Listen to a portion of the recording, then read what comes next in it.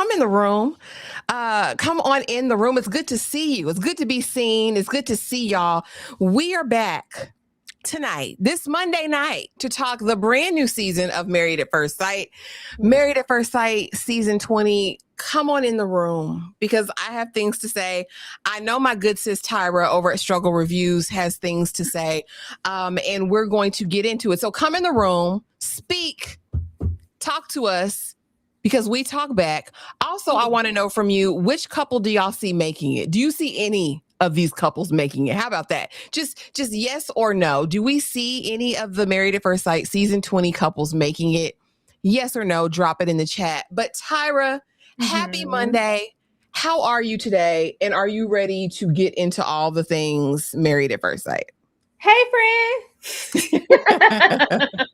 I'm good. I'm definitely ready. I have a whole lot of thoughts to share. I am fresh off all 6 episodes back to back, and we need to talk because maybe I don't know their names, but they all raggedy. I have the names, I have the pictures, and I have the names, and we're going to get into all the things, y'all. I'm so sorry. It's been so long that I ain't been on the thing that everything is just... But alas, we're here. Okay, so some people are saying, well, let's start with Brees. Brees was first in the building. Hey, sister, hope you are doing well. Pray you're having the most amazing day. What's going on, Tremaine? Hey, girl. Hey. What's going on, Danny? Hey, I don't know anybody's name. All I know is this is mess. And is. And is. Zacomo says, nah, not near none of them. Okay, that's fair. What's going on, Mrs. T? You say yes, somebody's going to make it.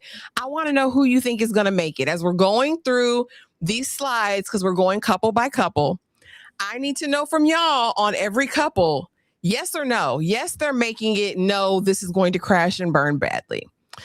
Tremaine says, it's Sean taking that whole bath and listen, we're going to get into all of it. And it's not, and you know what? And I wanted to break down because back in my youth, back in my days, my mama would say, whenever you wash up in the sink, that's considered a whole bath, right? And 9 times out of 10, you're only doing that in a pinch when you can't sit in that water, right? But also in a whole bath, it consists of running water in the sink. It consists of a bar soap. All right. It consists of lathering that soap up, rubbing it all over your body, going back, rinsing said washcloth, and then going back over it again because we need to get that soap off us. Nothing of the sort. Nothing of the sort. Baby had water. We had water, and we had a rag. Did we have water? He got the wiping. He wrung out the towel. I ran it back several times because I was in disbelief. I said, it looked like a dry rub to me. It looked like a dry rub to me, Tyra. When he did under his arms and his back, then went to his face and head. I said, oh my God, you really did this on camera and next to somebody who don't even like you already. Why would you be dirty? Yeah, all I need is 3 minutes tops. 3 minutes to do what? Y'all, this infatuation with soap. You don't really need no soap. Girl, the way he said, media will have you thinking you need all this soap to be clean. Nigga, we need soap to be clean, Sean. Get in the tub. Sit your tail in the tub. You ain't even sit down. Get in the shower. What feels better than a bath or shower, Tyra? A hot bath or shower? What feels... And he proceeded to rub them feet together like he was lickety split clean. I said, oh, okay, so you done. All right.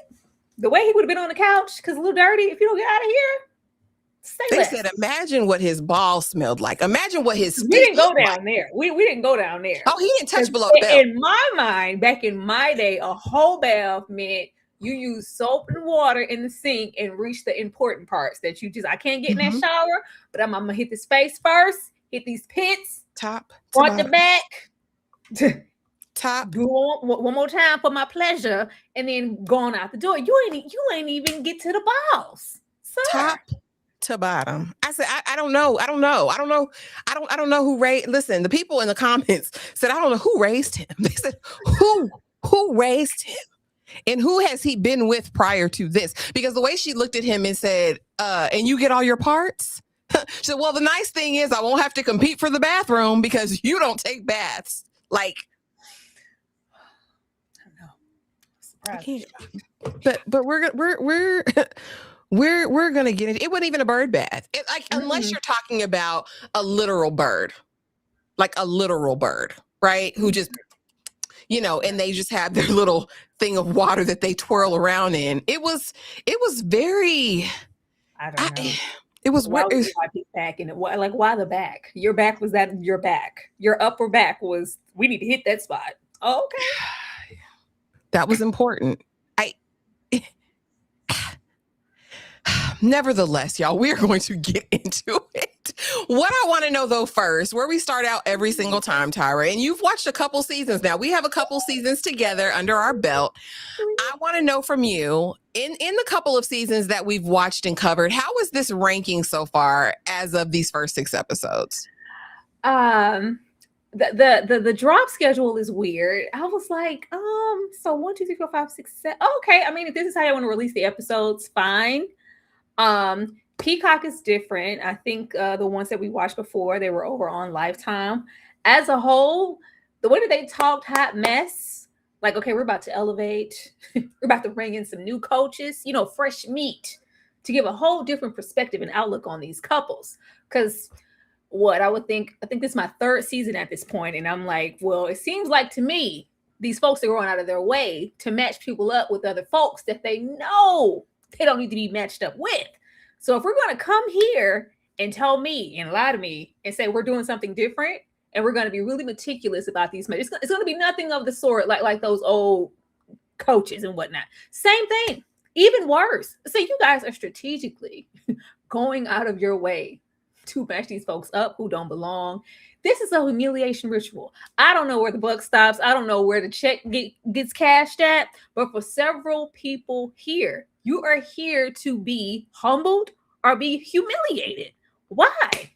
And I would think if this was my perfect match, I wouldn't be that. And what kills me, like all those other seasons, messy or not, you will see these people in a relationship with someone. Well, I'm no dating coach or life coach or whatever. I don't have my doctorates and whatnot, but I think that person would work better with this person. Did you consider maybe putting this person with that person? No, we're going to do this because we need conflict and we need drama. And this is sad because it's always the blacks. I hate it so much. It's always the blacks. I will say, as far as overall opinion, comparing, it's some money this season. That's what I was going to say. It looks like aesthetically, it looks much better than last season. Last season looked dusty. The honeymoon, the camera footage, it looked decrepit. The weddings were trash looking.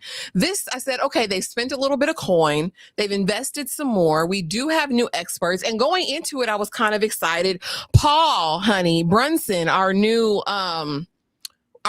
matchmaker, but who's been with the UK franchise, I think for 7 years before that, is now over here.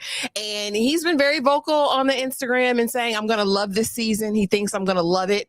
He's enjoying my recaps and conversations around the season. But that ain't going to stop this work, sir, because it's looking real suspicious.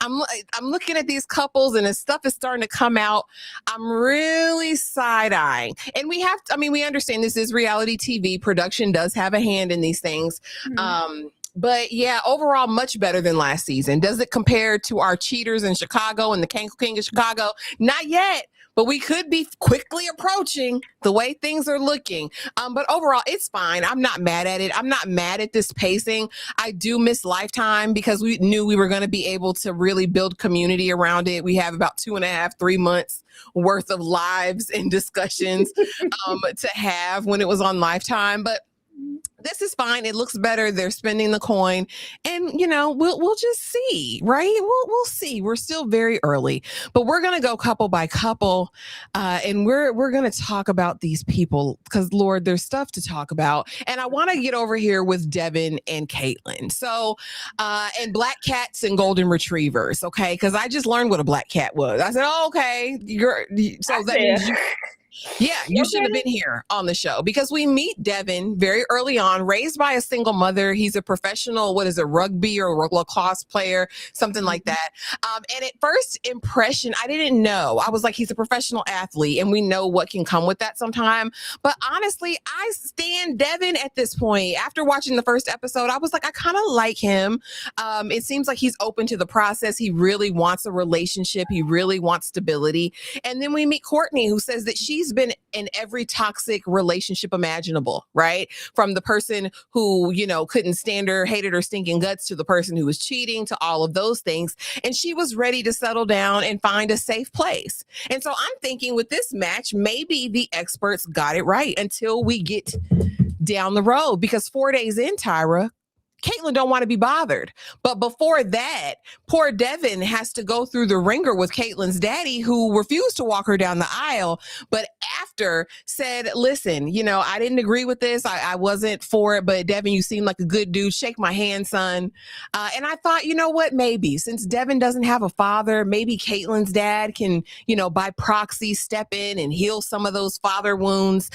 But as it's going along, Devin just said, wake me up in the morning to go to the gym. Caitlyn said, hell no, I hate you. I don't want to be around you anymore. I'm going to the gym by myself. Damn it. It's been 4 days. Enough is enough. He's a golden retriever. I'm a damn black cat. I want to be left alone. I need my me time, Tyra. I need my space. So very quickly, you know, they're not having a meeting of the minds until we meet with the experts in episode 6. Caitlyn don't give a damn. Caitlyn really could care less. She's like, I need my space. This is who I am. Deal with it. And he's really trying. He's really like, well, maybe I can do this. Maybe if I wait a little bit longer, she'll open up. Maybe I'll do this. And I just really hate that I feel like he's going to be fighting a losing battle with her. I just don't think it's in her to compromise. I don't think marriage is in her. I don't think she ever should have signed up for this experiment. And I don't know why they recruited her. Tyra, talk to me about Devin and Caitlyn. Where are you at? What are your thoughts on these people? And are they going to make it? Devin, I make pancakes with crispy edges. Like, we don't have time for Caitlyn. We don't have time for Caitlyn. Soon as I saw Devin, because you know, you get an idea of someone having a career in sports, being always on the road. And it's like, you know what? All right, we can get into maybe a wandering eye. You craving that time and that separation because you get to go, you know, you get off into the athletes and maybe them cheating. No, this man is he begging on his damn knees and you let him get away. Baby, the moment we got to the altar, I said, I like him. I like him. I said, he seems very genuine. I think he's taking this process on and he's moving with intention. Mm-hmm. She came down there, was like, okay, she's beautiful. Like, let's go. Even with daddy standing up, said, I got some things I want to say. It's like, you know what? Warranted. This is a different experience. You know, I wish I could have courted you or, you know, asked for her hand, but this isn't that, you know, but give me a chance. I was like, I'm here for it. It was all cute up until the point, you know, I need my space. I'm a black cat. I said, girl, we don't have time. I don't know why these people can't arrive at least a little piece of healed. I'm not expecting any of these dynamics to be perfect, but you have to come here ready to meet someone halfway. If you know that you are a person who enjoys your goddamn space, why are you here? Why are you here? There is no room. The way that she is like, I can't be with someone sitting there calculating what I rubbed his back. That was at one time where, you know, I got him a glass of water. I told him good morning last Thursday. Like, damn, what more do you want from me? A whole lot. He's like, well, you know, I'm not trying to come off needy. He's walking on eggshells. Like, you know, I just want to, you know, be told I'm pretty, you know. I want to, you know, somebody to enjoy me, embrace me, you know, love me. You know, I want the full package. Girl, I'm not expecting you. And you would think like he asking her, girl, now look, we've been in this suite for 5 days. You gonna go on and let me crack or what's like, no. I am asking for the bare minimum as far as partnership and maybe lower levels of intimacy that you could offer me as a new partner that you don't know, because this is an experience, but she is using that to go, oh, I just don't know. I just really feel like it's just a lot. I feel like it's going to be a lot in this. That's our answer. It's just a lot. It's a lot. It's like, well, why would you come here and waste somebody's time? Like, I don't think that this is going to change much. This is like a slow turning screw. And it's my wife and I need her now. I want you to meet me where I am now. And I don't think what he's asking is ridiculous. I think if she gave a little bit, baby, when she sat there, I don't know what episode that was, when he was apologizing to her for what, I don't know. And she was like, yeah. And they have to look at that watch. I said, girl, it's so much of her. It comes off as crass and rude. And it's like, are you just not reading social cues, or do you just not give a damn? It's giving you don't give a damn. And you could have stayed at home not to give a damn, girl. I don't know. I hate to see him, going against the grain like this, because, this is somebody's husband. Is it her husband? No. And I mean, and this is what kind of happens and can really devastate a person and really put them on the sidelines for a while after having one of these types of situations. And I agree. I don't think his ask is unreasonable. You were married at first sight. Like, I'm thinking, like, how much more do you need to spend time with a person if you literally just met them at the altar and you're 3-4 days in on a honeymoon, which is supposed to be fun and all of those things, and you can't even do his little ask. He said, wake me up, let's work out together in the morning. Like, I want to know you. Like, I want to get to know you. I want you to embrace me. Like, I want to hug every now and again. Like, I just want to be adored. And we know his background and having abandonment issues and all of that stuff. And it's like, why would y'all match him with her, knowing that unless she got in there in the interview and told them something completely different? Is it attraction? I don't know. He's not a bad looking guy. He's a big guy in shape. Like, for all intents and purposes, like, Devin's, he's a good guy. I don't care for the shave. The hair can, but this is not a bad looking guy. Like, they're an attractive couple. I don't like it because he's coming off as the one with higher expectations. Like, he's needy. Like, me. I don't think he's being needy. I think he's setting a standard. And how much longer? Because before it's going to be, well, it's just, what if the therapist, I think the therapist says, it's just been 5 days, like, relax, like, it's just cool. Then eventually it's going to be, well, it's just the first week. Then it's 2 weeks. Then it's 3 weeks. Then it's, okay, well, now we're halfway through the process and we haven't made any real progress because I've been trying to break down your barriers while also respecting your need to be alone and your privacy. And I don't want to do too much because I don't want to scare her off. We can't grow in this dynamic, so we can't move on your time. When you sign up for this show, I don't think you sign up to move at your regular pace, because clearly your regular pace wasn't working for you. But if you like that and you're not ready for this, girl, stay on the playground. I don't know. That's the thing. And like, I thought it was really interesting that in her confessional, one of the first things she said was, I've been in all of these toxic relationships. I really don't know what a healthy relationship is. And part of me is like, is this self-sabotage? Is this her not understanding what like a healthy, introduction to a relationship looks like? And she's messing that up. I said, I thought girls with daddies weren't supposed to have these types. Ashley, please, not girls with daddies. I did. That's when he stood up and it was like, protective dad. I was like, oh, she might be one of the ones that this is precious what you're getting.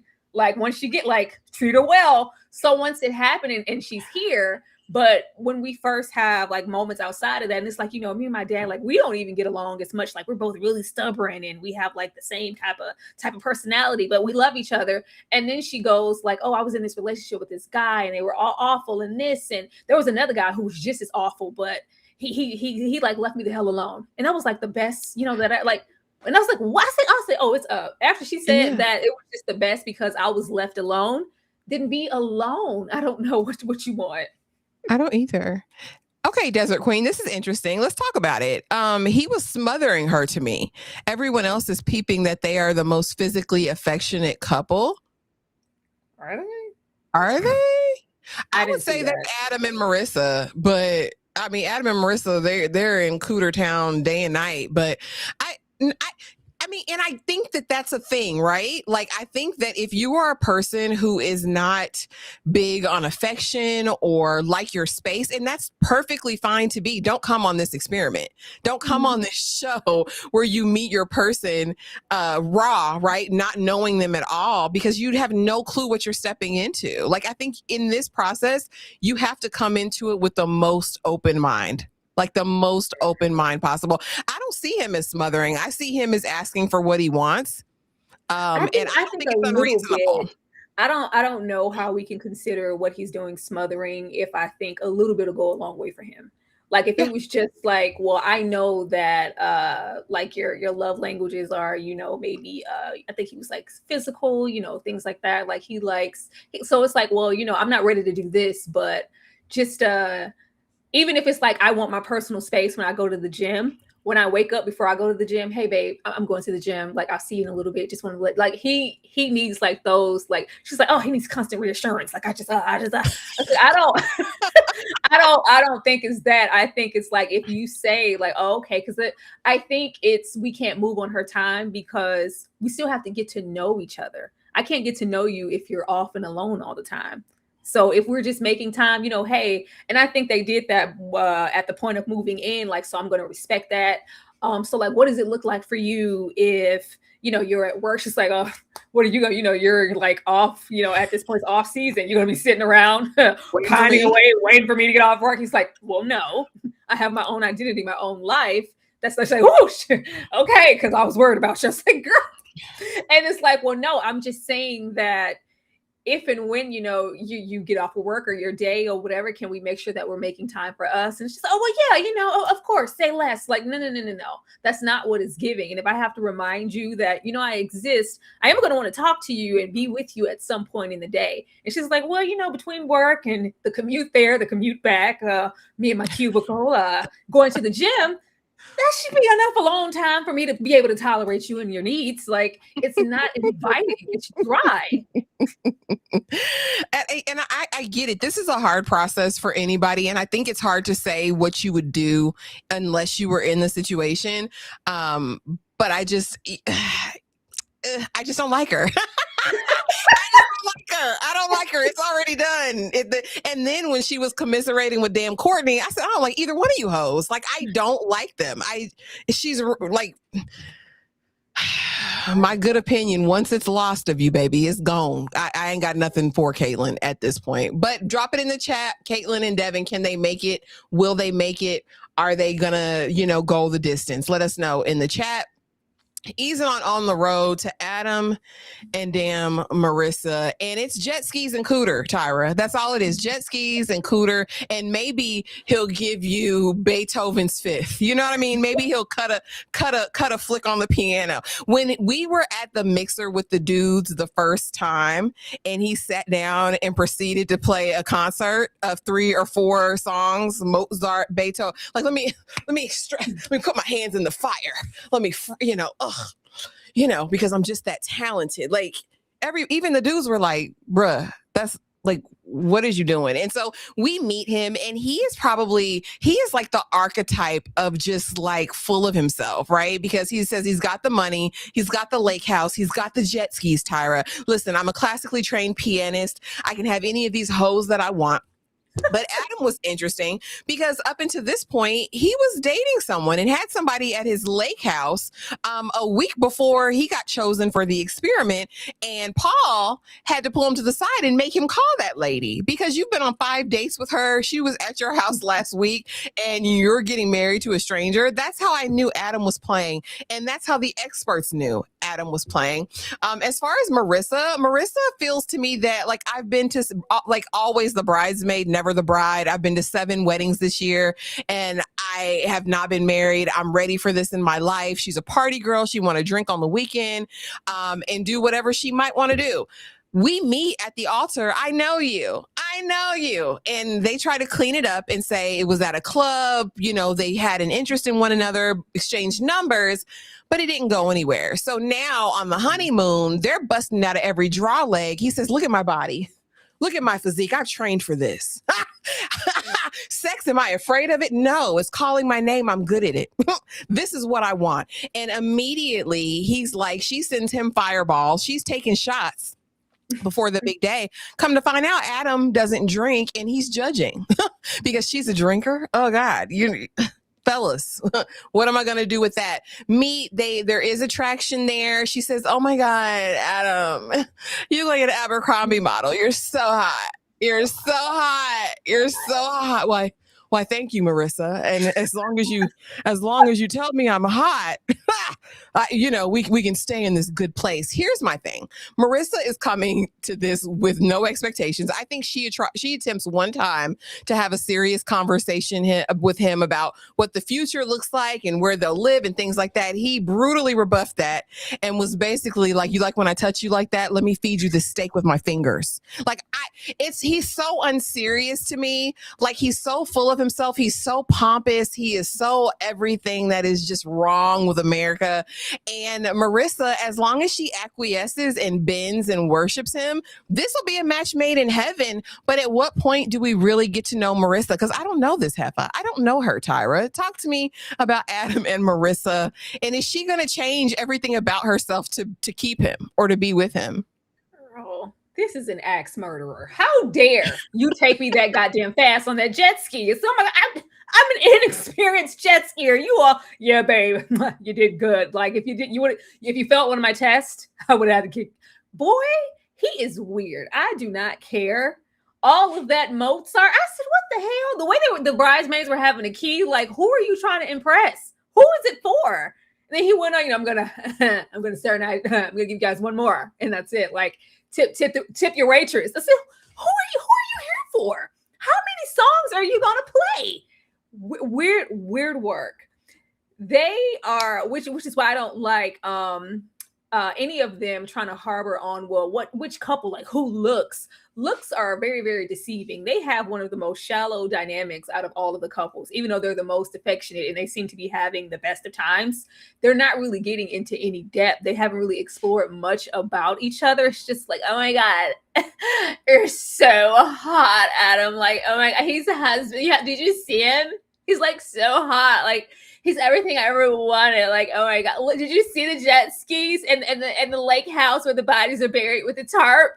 Oh my God. I hope I make it home out of here unless he takes me to the woods and I'm never heard from again. But this is so, I said, for all the coin you have, this show looks shaky. It's looking real shaky up in here, Adam.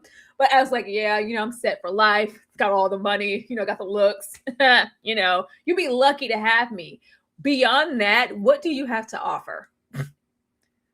Financial security, of course, that's great. But have you even talked about what that looks like for you guys? Are you financially secure because Adam is?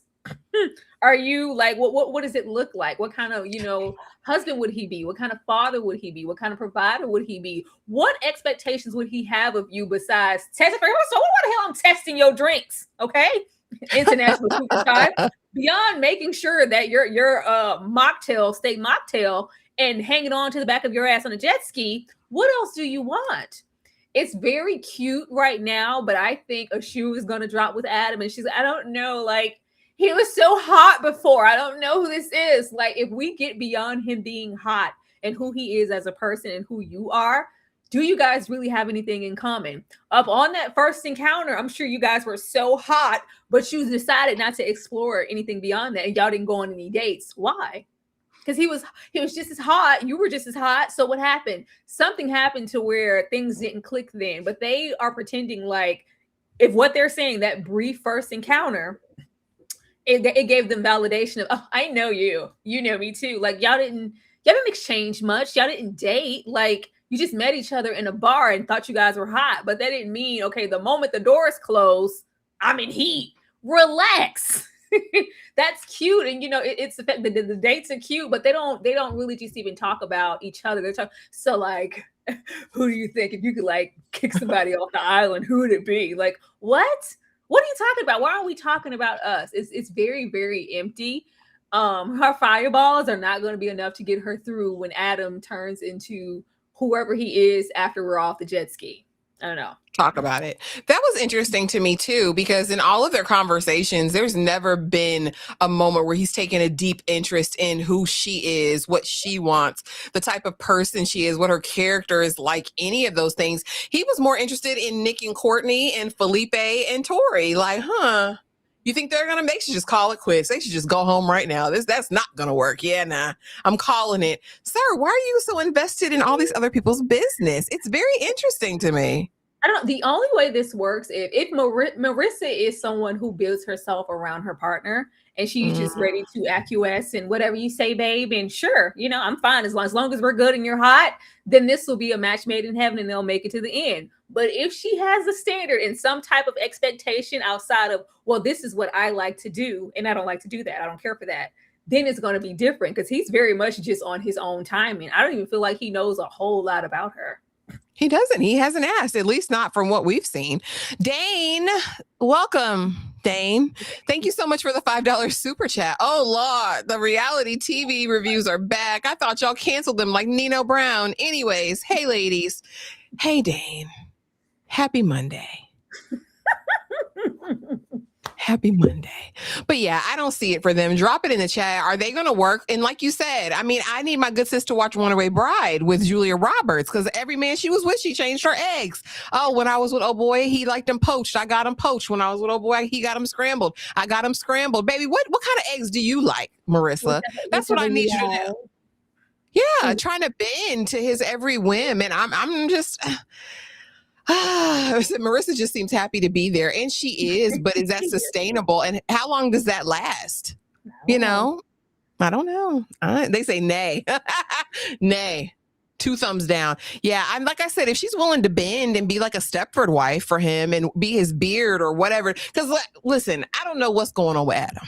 On the TLC tip, Tyra. I don't know what else he got going on, but it's like he just wants a wife as a figurehead to me. It's like, I think just for position, I don't know if this is going to help him in business, having a beautiful woman on his arm. He's checking off boxes because he's early on in his, however old he is, he's pretty young. He's already successful. It's like, I've got all these things. Next is a wife. Like, it doesn't really matter if she is, as long as she's attractive and she likes the same things I like, check her off. But what happens if she doesn't? Yeah, that's the thing. And is Marissa going to show a real side of her? I hope so. Hey, Critical, Adam is a clout chaser. It tracks with why his family didn't show up for the shenanigans. Not a single lick of his family showed up. That was very telling.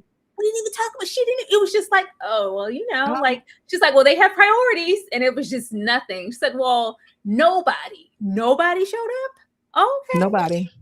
And he was like, yeah, no, no. And I'm thinking, what kind of family, like, is this just for kicks and giggles? He seems like the type of guy who would do this on a bet and not really, you know what I mean? That's just how he seems. He seems like one of those 80s yuppies movies where they just do mean stuff just for a bet for $1. I already knew what type of time when they were on. The moment she hit the staircase in that wedding dress and all we heard was swing, swing, swing, that spinning. We're not together. She's all that. Oh, kiss me. Oh, and just a quick moment of silence for Seattle. I heard about everything that happened yesterday, and MAFS is in Seattle this year. So we do just want to take a moment and acknowledge the city and what they're going through at a food festival. That was so sad and so devastating to hear. And if you're in Seattle and if you were impacted, you're in my prayers and in my thoughts for sure.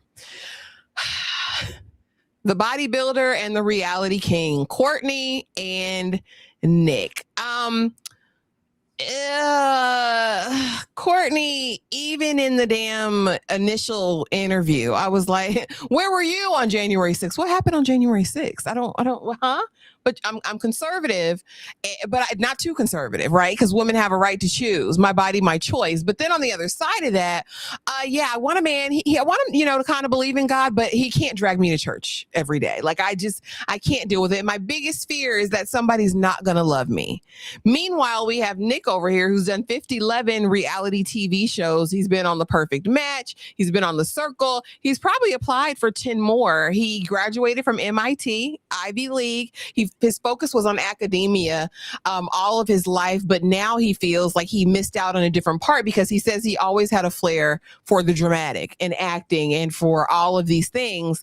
And so is he here for love or is he here for just, to be put on and to be famous? Because, they're in my DMs every day asking me, Nick, you're going on another reality show? Or, when they see me in public, that's really the thing. So he's kind of enamored of this reality star, and I didn't know him, so he's not that much of a reality star before this. But also when they meet, Courtney thinks he's handsome. Initially, he tells her, hey, I've been on reality shows, but none dating. Mind you, Perfect Match is a dating show. And so she says, no, I'm fine with it. It's cool. It's cool. Everything's good. Like, hey, I have no qualms about it. We meet her parents. They were bodybuilders as well. Just like Courtney.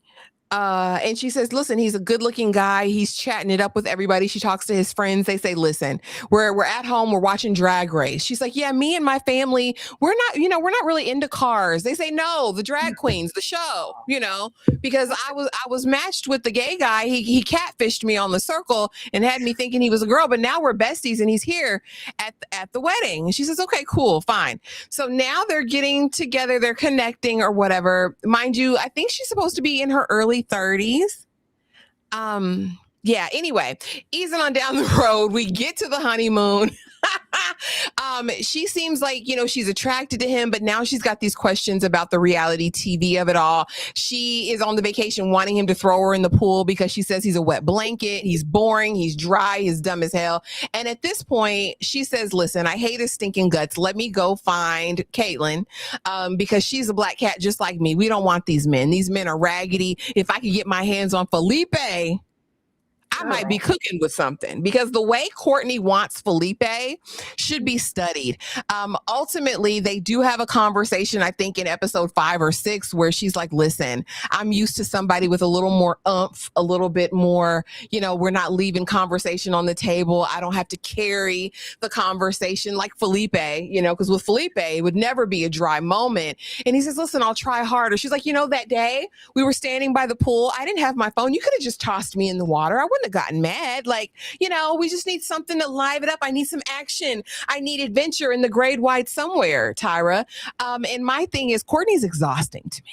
Courtney is exhausting. She runs her mouth a lot. I hated the fact that she told her grievances to everyone but him on the honeymoon. It was like, let me talk to Kate. Let me talk to Felipe. Let me talk to Tori. Like, oh God, he's just so dull. He's so dry. He's so bland. And now I want to know why he was on all those reality TVs.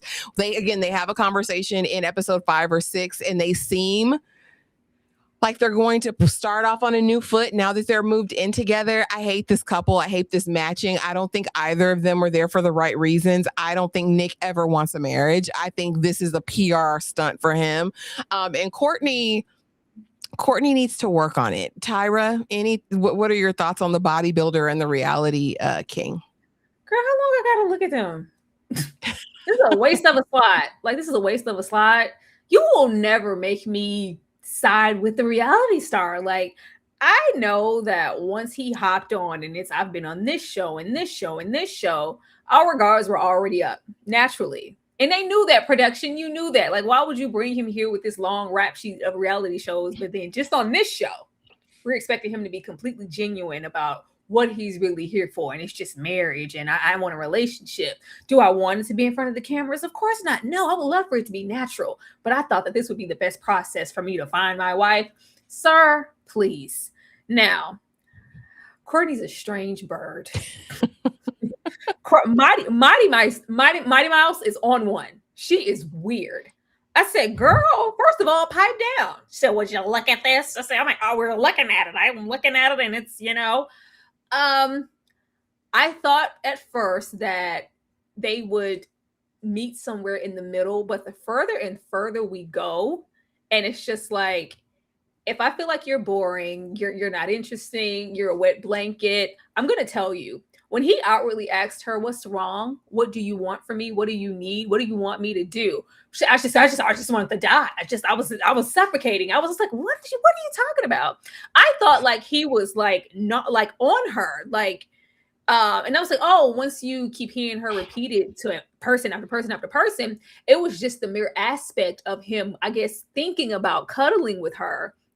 That was just grinding her gears so hard to the point that it's like, oh my God, I just thought it was disgusting. When he woke up that morning and he hugged me, and I was like, oh God, it's just all too much. I don't work that way. I've never had a one night stand. I say there is a long space in time between trying to have some type of relationship or budding, growing conversations with your husband and a one night stand. I was like, what are you talking about?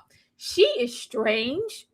I hate it when they were on that boat, and you can say all of these things and be quite messy around this function about what he's not doing and how boring he is. And it's just, I could just die 12 times. But when I ask you directly on the boat, what is it I'm not doing? What can I do more of? I said, are those white woman tears? Why are you crying? Trying. I just see, see, it's over now. I just need to get that off. Woo! I say, are you high? Are you high? Like, whatever. She can have her discernment and really work on what are your real intentions. I'm going to be reserved until I figure out what they are, and I know I can trust you. But outside of that, her personality speaks volumes, and it's nasty. Her attitude is nasty, and it's so unattractive. And she seems very, very full of herself. And the way that we could sit there and slop over, I was like, out of all of it, Felipe.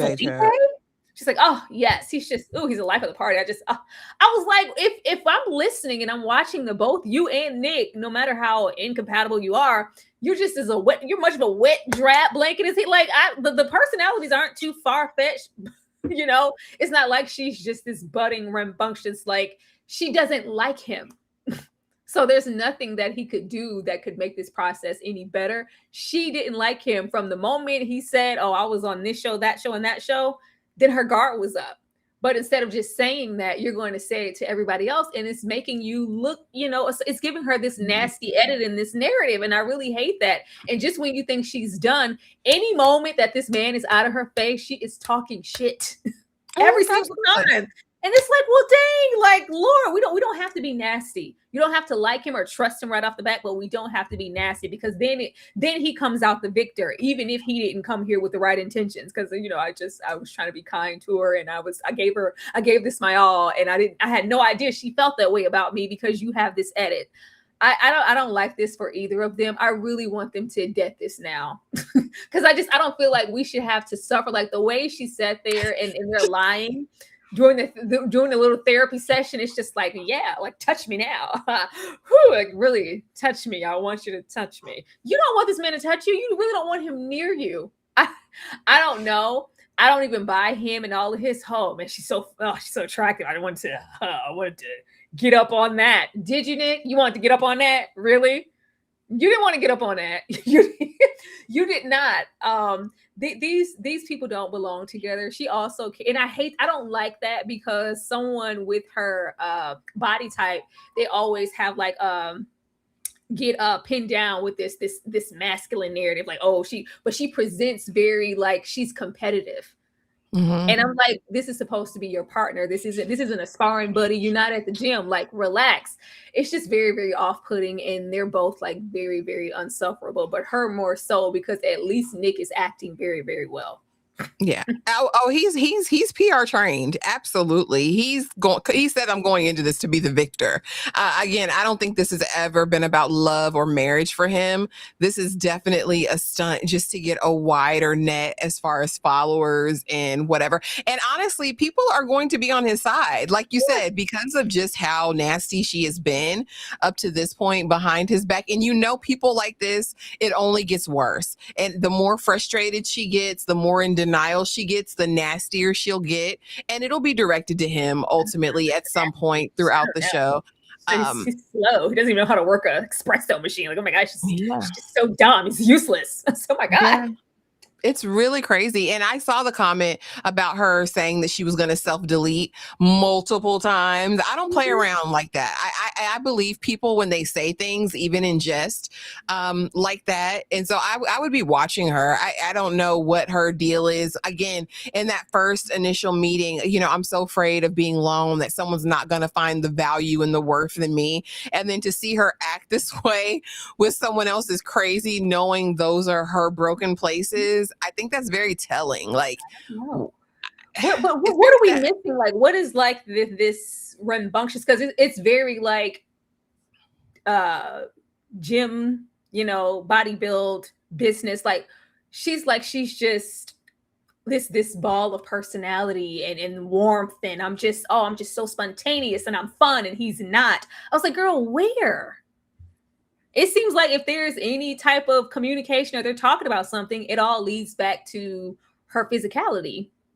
Yeah. I missed it. I don't know. I don't know either, girl. I'm trying to find it. I was trying to find it when she was having the conversation initially with her parents when they were there. I don't know. It just seems so different. The way you would think family would talk to family in a moment like this.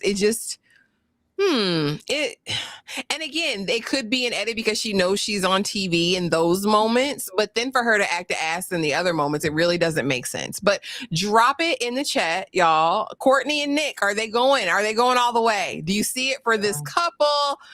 Is there any hope for them? In the future, is there? I mean, he'll be fine. He has an MIT degree. He can do his little acting on the side. He'll be okay. It's just so disingenuous and phony. I feel like they were a waste of a couple on MAFS. If the point is to get a long lasting marriage situation, they're both very unserious to me. Atheists and sugar babies. This was shocking to me because in the initial portion of the show, meeting Felipe, I said, hell no. I said, he can't even show up on time for the damn interview for the TV people. And you know how expensive it is for a production crew to get ready, to be on site. You have these experts that you're paying, all of that to show up. And one of the times he doesn't show up at all. And then other times he's just late. I'm like, oh, he has no respect. Then we find out he manages an Italian restaurant, and after he gets off work, he stays out to 4 or 5 o'clock in the morning every morning because that's his life. I'm a party boy. Then he's got that weird haircut and that porn stash, and I hate it. Immediately, I was like, Felipe, hell no. Felipe's a joke. Like, he's playing. He's not here for this. That was my thought initially, and I'm like, okay. All right, let's see. Then we meet Tori. And Tori, by all intents and purposes, is that girl, honey. She looks good. She seems like she's got her life together. She's a pillar in her family, community. She's basically raised her little sister. Her friends love her. She got a cute little diverse friend group. I'm like, okay, Tori's that girl. Let's see. I immediately was like, she's not going to like him or that mustache. We get to the wedding day. Oh, he's hot. He's hot. I said, Tori, girl, what's wrong with you, sister? But she's all in it. He's enamored of her. He says, oh, I'm really ready now, baby, because Tori's fine. And we get there. We get to the reception. His people get up and talk about, he's a party guy, life of the party, out every night of the week, but he's a good friend. He's one of my only friends who tells me he loves me, And so I'm like, all right. Then as we get along, he actually, for me, out of all of the husbands, he asked the most astute and I think proper questions of any of the men in these couples, which is, what do you believe in? Is your faith important to you? What kind of family do you have? What do you want from a family? How many kids? How do you want to raise these kids? Like, he asked a lot of really great questions that I think is indicative of a person who would want to try to make something last. But we find out Felipe was a cheater. Felipe was slinging ding-a-ling as soon as he got unugly, as he calls it. He says he was an ug mug for several years, but then he got his teeth done, honey. He got some acne treatment. He, got his stash, and he said the hoes love him now, all right? And so he apparently cheated, would have never told the ex-girlfriend. And Tori says, listen, I don't like cheating because, listen, I was a sugar baby. That man had me in a house. I had the girlfriend credit card, and then he cheated on me with a younger girl, and I took her out to lunch and I put her up on game. I gave him back that credit card and gave him back the keys to the sugar baby pad. And because I don't play that cheating stuff. All right. Then we get into conversation about your faith. So what is it you believe in, Tori? You a Christian? Yeah. I am. Me and God are super tight. We done been down through there. God has always been by me. He says, listen, I'm an atheist. And my thing is experts. Why would y'all do that? Well, and again, differences in faith are one thing, but when you go to somebody who has a faith to no faith at all, I think that is such a far and distant leap. And then when you think about children being involved, I don't know. Felipe, again, he seems as though he's into her. I still think he's very immature. And Tori, I think, is capping. I don't think she thinks Felipe is hot, Tyra. And that's the only qualm I have with her. I really like her overall. I just really think she's lying about that. I don't think she thinks he's hot. I can't believe her. With that haircut, he's not hot, Tyra. He's not hot. He's not. Talk to me. Talk to me, Tyra. Oh gosh. Old porn stash. It's so distracting. I said, is that dandruff? I don't like it. I don't like it. Their dynamic is extremely alarming to me. I really didn't like this past episode. I don't trust anything Felipe does or says. Nothing. Felipe is extremely performative to me. It's very opa, and he's not even that. It gives like I'm the life of the party. We're gonna lead with the accolades. I own this restaurant and this one and that one, and we're a good talker. But asking questions, I think he's trying to skip steps.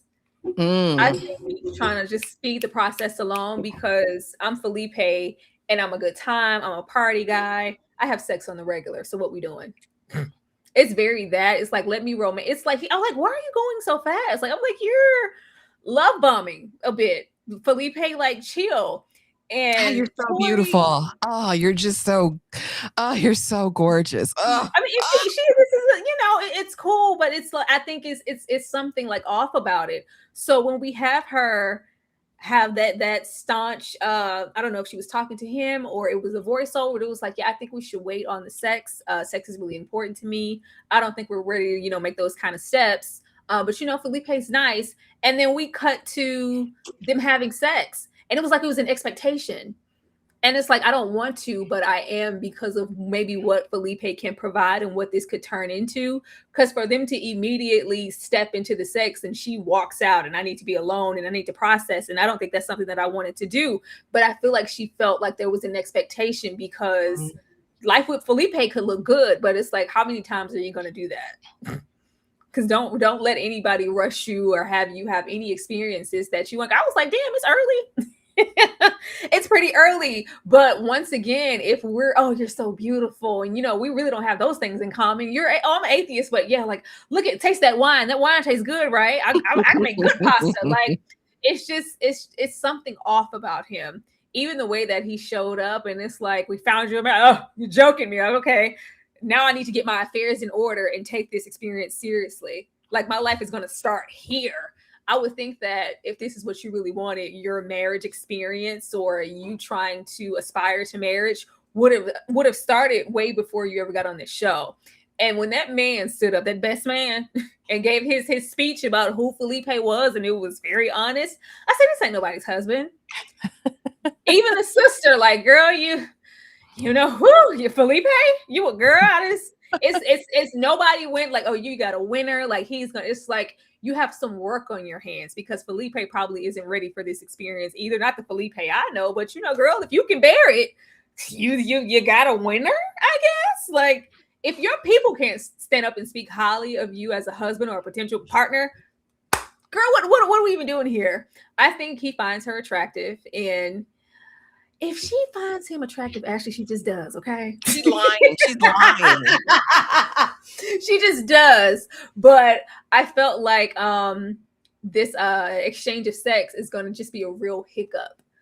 And it's going to make her like really draw back. Okay, maybe I'm doing a bit too much. And just the whole aspect of, I had a whole serious girlfriend credit card. I was like, are you a sugar baby? I gave back the credit card and my girlfriend card, and I took her out, and it was someone younger than me. Like, I don't want to be the old biddy in the club. Like, are you for hire? Like, what do you really want from this experience? Because if it's just, I guess, a husband that's going to provide you with a certain lifestyle, potentially Felipe is that, but there's other stuff that comes along with Felipe that you might not want. But as far as like all of this romance and, Felipe is really the one who's giving the most out of all the husbands because he wants the most right now. Well, I mean, damn it, ask questions. I still like that about him. I won't take anything off of him, but I do think that there is an element of maybe obligation that she feels. I can see him kind of, well, hey, we've done all this, why don't we just see? Like, why don't we just, try? He gives very high school. Rush those pretty things.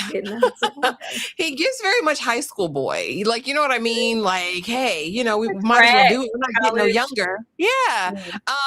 But yeah, as far as the sex, because that was wild. She was driven out of the room. I have never seen that on reality TV where someone runs out of the room. I gotta get away. So a couple theories. It's a micropene, one, because that would do it to me. I would run for the hills to grow it. You can never put that in. Outside of that, I do think it was a lot of instant regret. Like I do. I think that she's taking it all in, and because they're in this process and it is like this dome process, like, you know, we're in each other's orbit, he's saying all the right things, I let my guard down, I let it slip. Maybe I'm not ready to be that vulnerable with him, but I really am leaning towards the micro pain.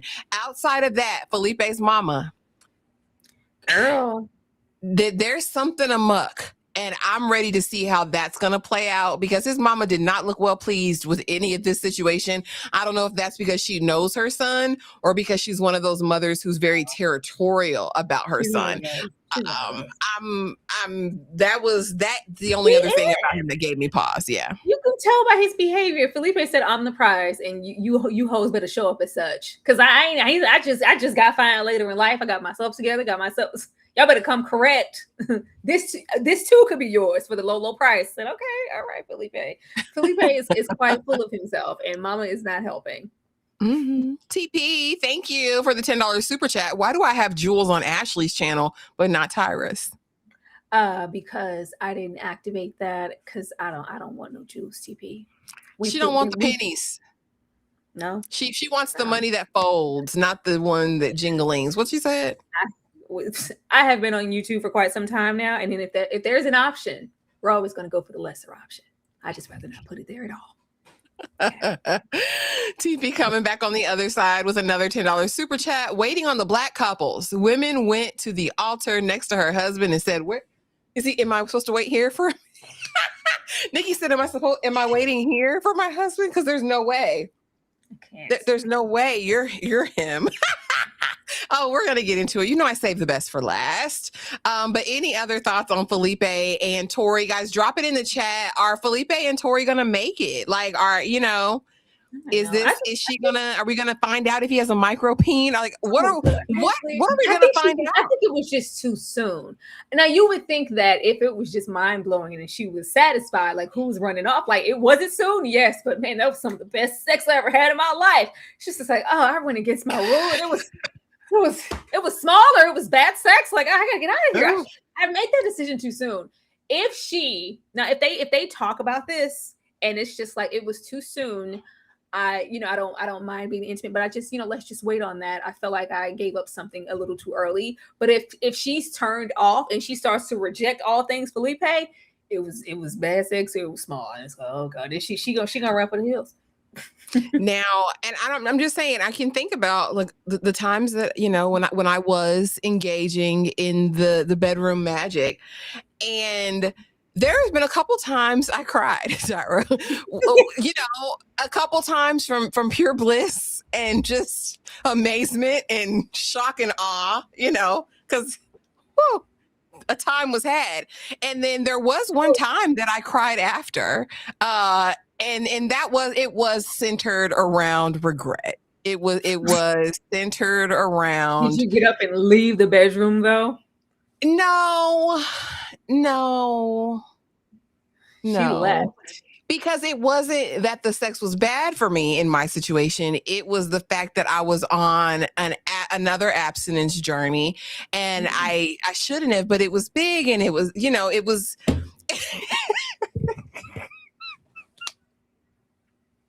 And he was fine. But afterwards, can you look yourself in the face in the morning in the mirror, Tyra? And do you like what you see?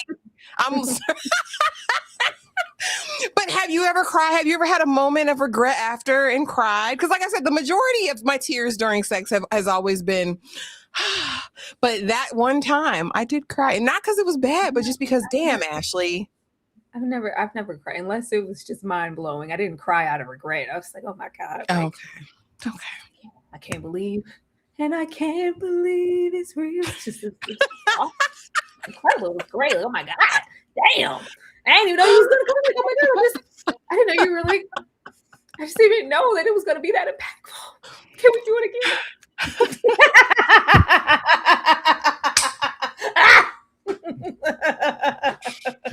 Maybe that was TMI, but welcome to the live. Listen, we have the real conversations over here. So tell a friend to tell a friend to tell a friend to come on over. Angelica, thank you so much for the sunshine and for the jewels. I appreciate it. I appreciate you. Moving on along. Michelle and Cameron, this honestly is a blip in my radar. I could give a damn. It's a track star. He's a runner. He's a track star. And she's going to giggle because, listen, ain't nothing funny. That man said, yeah, I look at you and I want to run for the hills. Everything about this makes me want to jump ship and leave you. And she says, fertility. My eggs are frozen. I really want more.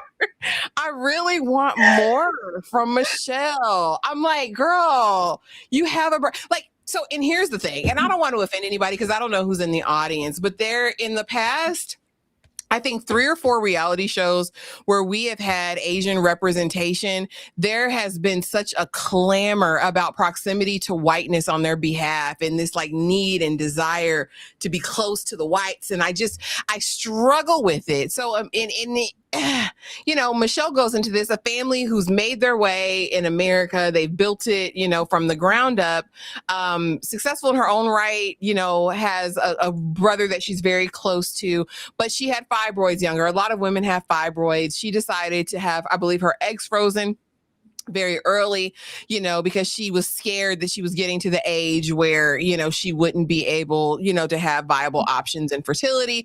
She just wants to be married. Michelle says, listen, I just need it. I need that ring. I want to be married. Then we meet Cameron, who played ball overseas at the professional level. And now he's back and he's coaching at the community college level. He's never been in a committed relationship in all his big years. All right. And he decides that Married at First Sight is the place he's going to go to fulfill his dreams. As soon as I met his sister and then met Michelle, I said, oh, he ain't gonna like Michelle because she looks like his sister, not looks like, but kind of looks like his sister. So I immediately was like, yeah, I don't know if you done dealt with a Cameron type, a tall, lanky basketball playing white boy, they typically have a certain type that they are interested in. Anyway, he's over here. They're getting together. He's cordial enough, right? But he's very not into this. And you can tell. And she is just smiling and giggling. My fertility, I'm not sure, but I froze my eggs. So maybe. And he's like, the life of a basketball coach isn't certain. I could get an opportunity here. Do you have to stay in Seattle? Well, when the babies come, girl, you don't even know. We don't even know if we can have babies at this point. Like, I wish for more of a personality. I wish for more of a conversation. I really wish when he said that very real thing that I want to run for the hills. Like, I hate it. I hate this church. I'm ready to leave, that she would have had a real reaction other than giggling. I fear she is just stuffing it down. And there's no real representation of her. Like, I feel like I don't know Michelle. After 6 episodes, I don't know who that lady is, but a smile. I don't know who that lady is. Why aren't you being real with him? I think him telling her that, first of all, I don't think he's ready for this process, but I think that was the prime moment for you to be very real with him. Like, then why the hell did you come on this show? I wanted to see some sort of visceral, not necessarily, hysterics, but I wanted to see her ask him real questions. Like, well, then why the hell did you sign up for this show? They're like, what are you doing? What are we doing here? What do you think of me? Where are we going with this? You're talking about kids and marriage, and you don't even know if he likes you. And you don't honestly know if you like him, Michelle. This couple just bothers me because it's so empty. I feel nothing when I see them on the screen. It's like the time I get up and get my popcorn. Tyra, talk to me about Michelle and Cameron and where you see them going. Where do they keep finding these desperate, complacent Asians? Is there like a factory that they mold them and come out of here? And it's first of all, girl, shut up. Too much of my time is spent telling her to shut up. When we met her, I'm like, I had fibroids. I had to freeze my eggs. I said, girl, so all the 52,000 weeks. Shut up. Why are you crying? Shut up. First of all, why would y'all bring this non-committer here to play in her face? This man said he's never been in a committed relationship. This is the place to start. Like, why? It's such a waste of time. Like, I'm already over their dynamic. We don't have time to watch paint dry with these two. Everything is a goddamn key.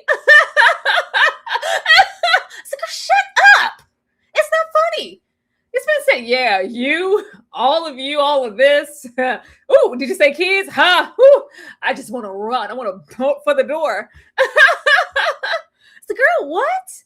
What are you talking about? It's weird. Like, it's okay to voice your opinion and go, yeah, that's not going to work for me. And if that's what you wanted, Cameron, why are you here?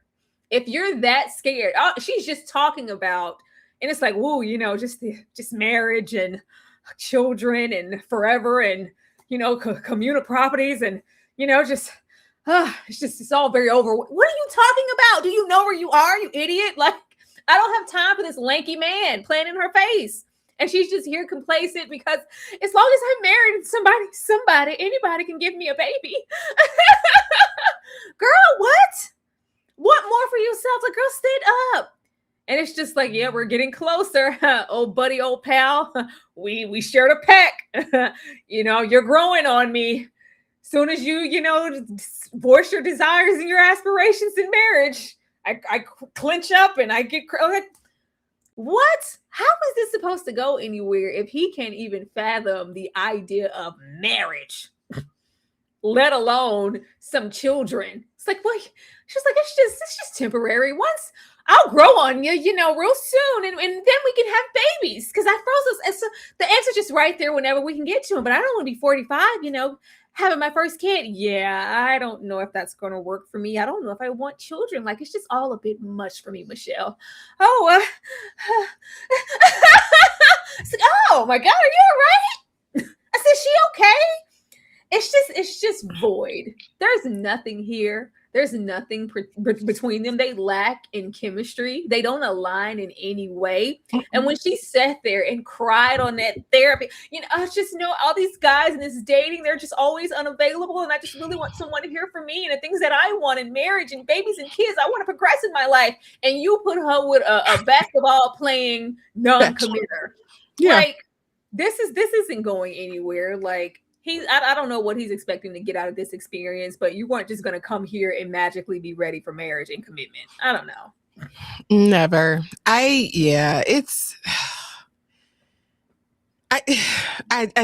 You guys are mentioning Amber and Matt, and it is, but Amber, to me, I believe, if I remember correctly, at least she had a personality and she vocalized her concerns, and he played though. Matt played. And I don't know, Cameron at least is being honest very early on. I think he is the type that is kind of hedging the bets with her so she is not so let down when it doesn't work. But I don't believe that they're going to last at all. But drop it in the chat. Let me know what you think about Michelle and Cameron. Maybe the connection will intensify and deepen over these next couple of episodes. But again, this is a bore. It's like watching paint dry when they come on. Community college basketball. That's what he said. He said that community college could take him anywhere. Listen. Now we got to go over here first.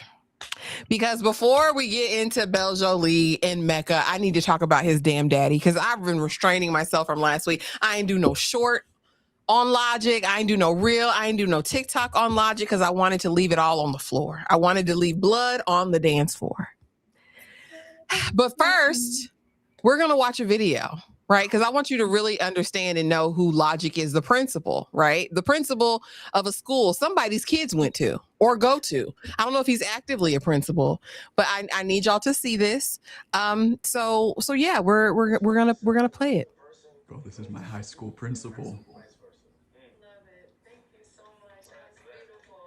Bro, this is Mr. Stop grabbing my nuts and putting them in your mouth. Who ate their cashews without their permission. Stop grabbing my nuts and putting them in your mouth.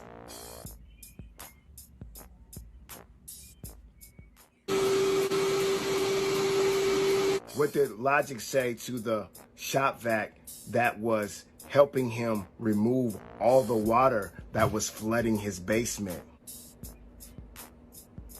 Man, you really suck, but you're doing a good job.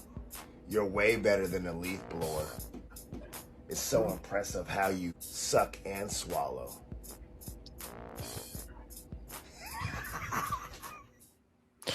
This was the person teaching somebody's kids or overseeing the teachers of somebody's children. I had to see that because we have to get into everything that he did since we were introduced to him. So we know that this is Mecca's father. We know that Mecca's mama and stepmama left him. But I believe they didn't leave you, Mecca. I believe they left your daddy. Because Logic was hell as soon as he hit the camera screen. And I knew Mecca was going to be broken as a result of this man as soon as he opened his mouth. I don't think on Married at First Sight history we've ever seen a family member, a father especially, come on here and behave in this manner. The fact that not only did he sexualize BelleJolie, but you talked about your son's private area getting erected. I saw you over there, son. Did you crack? You gonna clap them cheeks tonight? You're gonna do that. And then not only do you do that, you go over and you smile in BelleJolie's face. So what you think of my son? You know what? I rate him like a 9. Him? It was almost as if he was trying to shoot his shot at BelleJolie. Like come to the daddy and see what the daddy can do for you over the son. Not only that, he then gets up and proceeds to disparage Mecca in every way possible. He's talking about stuff from elementary school that Mecca did. Yeah, you tried out for that team. You failed. You ended up being the water boy for the girls team. You tried this. You failed at that, but I just always wanted you to be a good man. I was like, if this is like the tutelage that Mecca came up under, there's no reason why he's got abandonment and rejection issues. And no wonder why his teeth are bejeweled and why he's walking around here with high water pants on. There's no, you know what I mean? It all makes sense that he would act and behave the way that he has been because he's always trying to measure up to some invisible line that you've created as a standard, and you are not a standard. Logic reminds me of those old creepy men at gas stations. Hey girl, why you not smiling today? Come on, put a smile on your face. Let me tell you what I can do for you. You can't do anything. You can't do anything. Are you gonna clap them cheeks? Like what? He's the type that will call Mecca and be like, so how was it? What that mouth be like? What that mouth do? Like, it's so inappropriate. The conversation that you would have with your daughter-in-law and then your son, just the embarrassment, just the unmitigated gall. And then to find out you were a principal and these are the types of TikToks you were doing. Like, I'm disgusted. I'm flabbergasted. I hate he got airtime. And I'm sad for Mecca. I'm sad for him. Tyra, talk to me about Logic and then we'll get into the couple. I immediately yelled, don't give this goofy any more screen time. That's what he came here for. He's the loudest one in the room, the most opinionated one in the room, and he was not here to support Mecca in any way. He was here saying, remember them TikToks I made back in y'all want to follow? If you love this, you're going to love the daddy. Like, he's weird. He's an extremely weird man. He turned me off immediately. Well, if she just gives you a kiss on the cheek, then maybe this ain't, all, maybe you're not all you're cracked up to be. Maybe she's not all that into you, because if it's all of that, the type of man I am, I'm cracking on first. Like, what are you talking about, you immature old fool? Like, it's so embarrassing. I thought that's where it would end. Once he made his speech, after you want him, he's a 9. Well, if he a 9, I'm most definitely a 10, an 8. I'm a 10. What's good? What you doing later? Weird as hell. You came here to compete with your son? What are you doing? And then you sit up there and talk about all his shortcomings. I said, why would you do that? You say, yeah, you wanted to be an FBI agent. You failed at that. A husband. You're a husband. I never thought you would be a husband. Like, what? This was so off-putting. And she's sitting there like, not too much on my husband. Like, oh, like we're trying to laugh it off. But if this is where you've been called, you've already been abandoned by, I think he said, the stepmother and the mother. And then now we've been under this tutelage. We've been under this. And this would explain why he has some of the more Mecca's unlikable, quirky, goofy, off-putting tendencies that he can give off at times. Like, it's all of this. Mr. Nuts in the face, or whatever the hell he just said about them cashews, nuts in your mouth. He's weird. I really hope we don't have to sit through any more time with him. All I'm gonna say is, Mecca, don't leave your girl alone with your daddy, apparently, because he's trying to shoot his shot. That's exactly what I felt. I said, are you trying to bag her? Like, are you like my son, a 9? Really? You rate him that high? Oh, you said you came here, you wanted a black man. Oh, really? Oh, for real? For real? Please get away from me, you sicko. He said he was on some stuff like who loved him. I said, nah, so I had to get him up out of there. Like so what are you talking about? You talking and running your mouth and saying a whole bunch of nothing. And when he showed up with that damn scarf around his neck, I said, get him out of here. Get him out. When I saw that TikTok, I was outdone. I said, this was a principal? Children at a...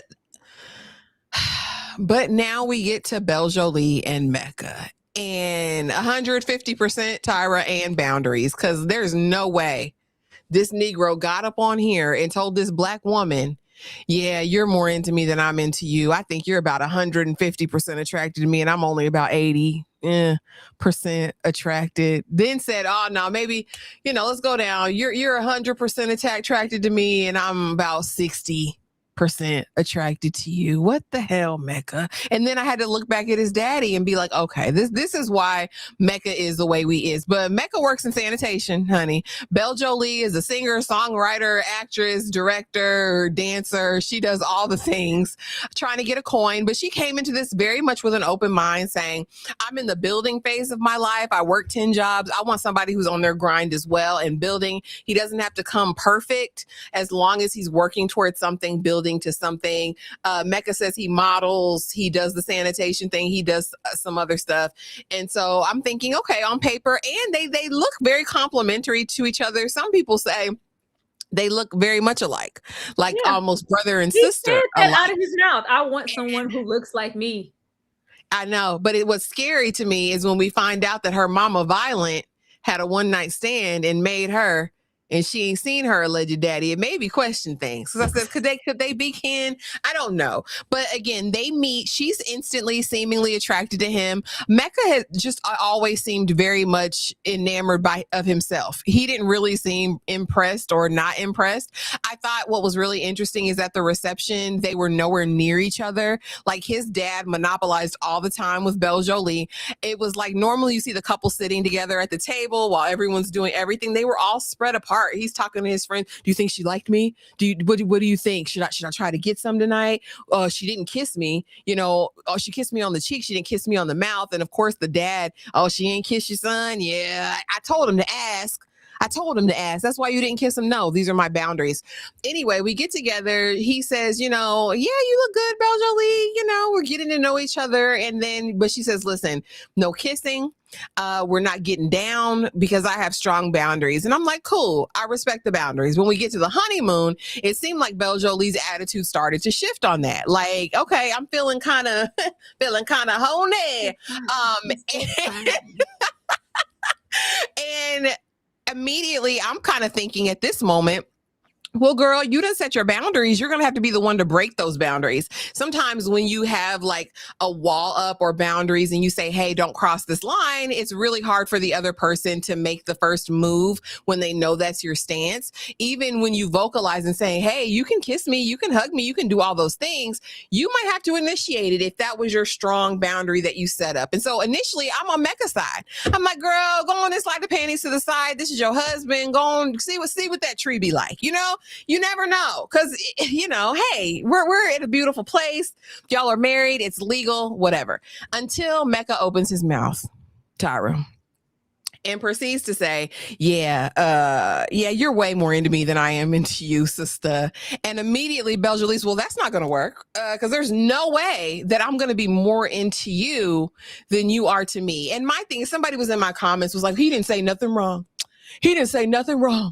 The thing is, he didn't need to say it. It was something that never needed to be said. It was unsolicited rudeness because he feels a certain type of way. He thought that she was going to be all over him and doing X, Y, or Z. And because she's not affirming him or making him feel, I'm accepted, I'm wanted, I'm craved, I'm all of these things, I think this was his way to humble her. And that really pisses me off, Mecca. That really pisses me off because what you would never do is treat her that way when BelleJolie has been nothing but accommodating. She's been trying to connect with him, like, let's hang out, let's vibe. It seemed like they were getting along. We look good together. We look better than all them other people together.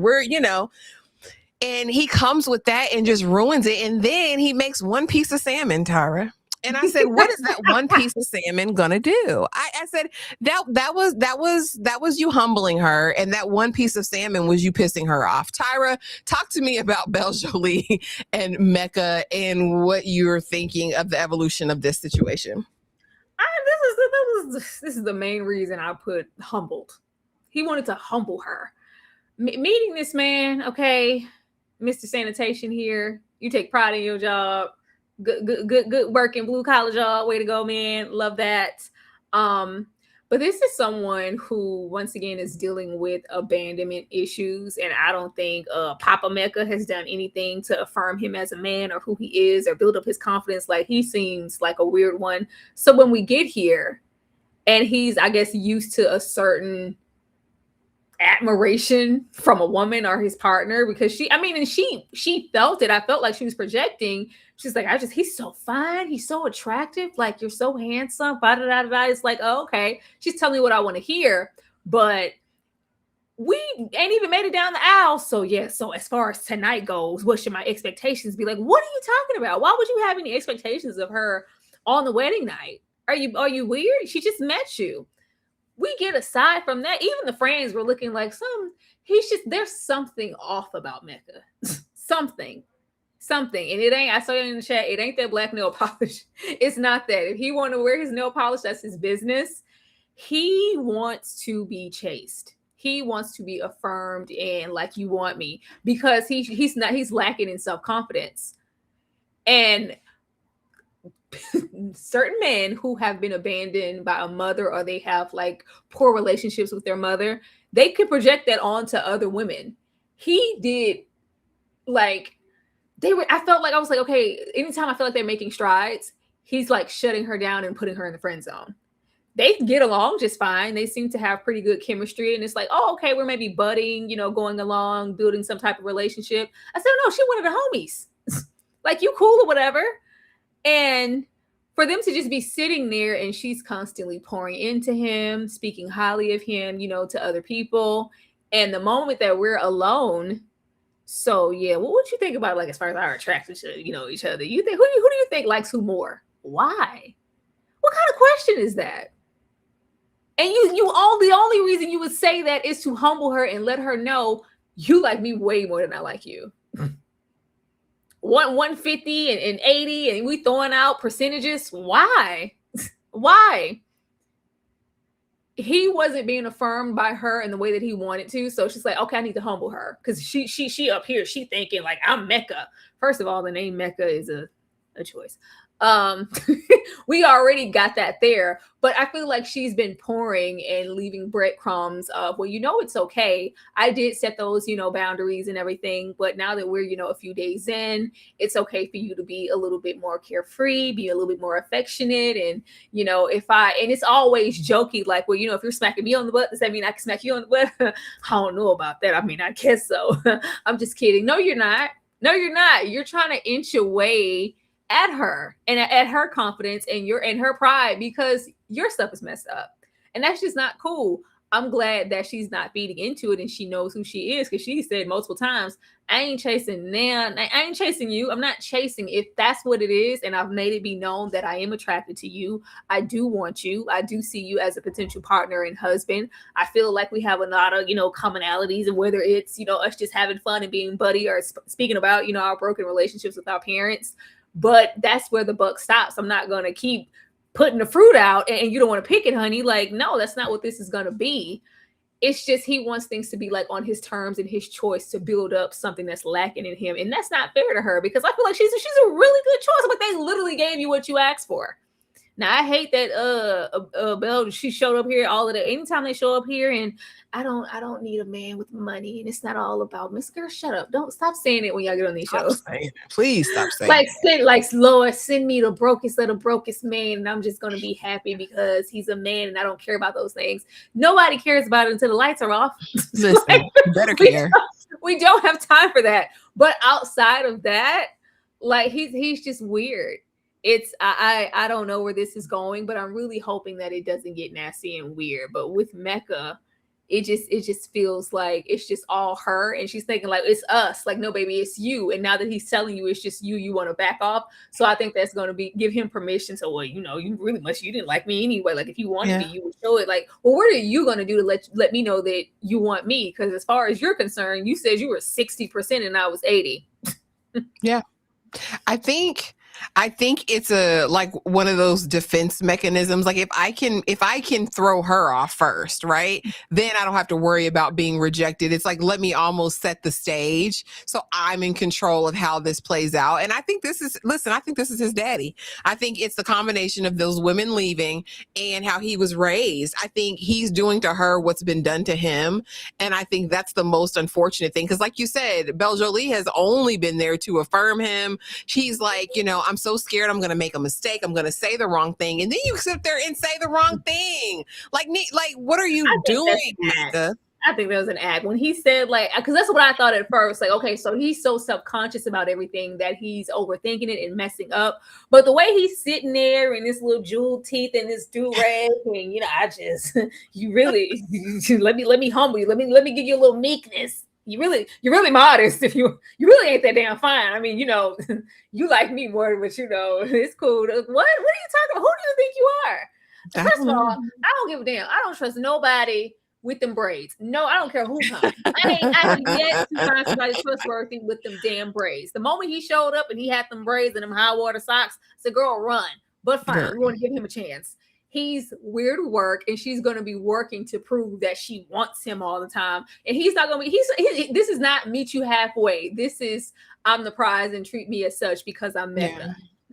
And she's been overly going. Like, she has really been accommodating to him. Like, I think the first night of the honeymoon or after the wedding, and he was like, are you going to think I'm weird if I do? No, I don't think you're weird. Like, it takes a lot for me to think somebody's weird. Like, she just came in so bright-eyed and bushy-tailed to this process. I hate that this is the partner that she got and what she's getting in return, because she's so unproblematic. She's so kind. She's so sweet. She's so the antithesis of what they want you to believe Black women are on TV.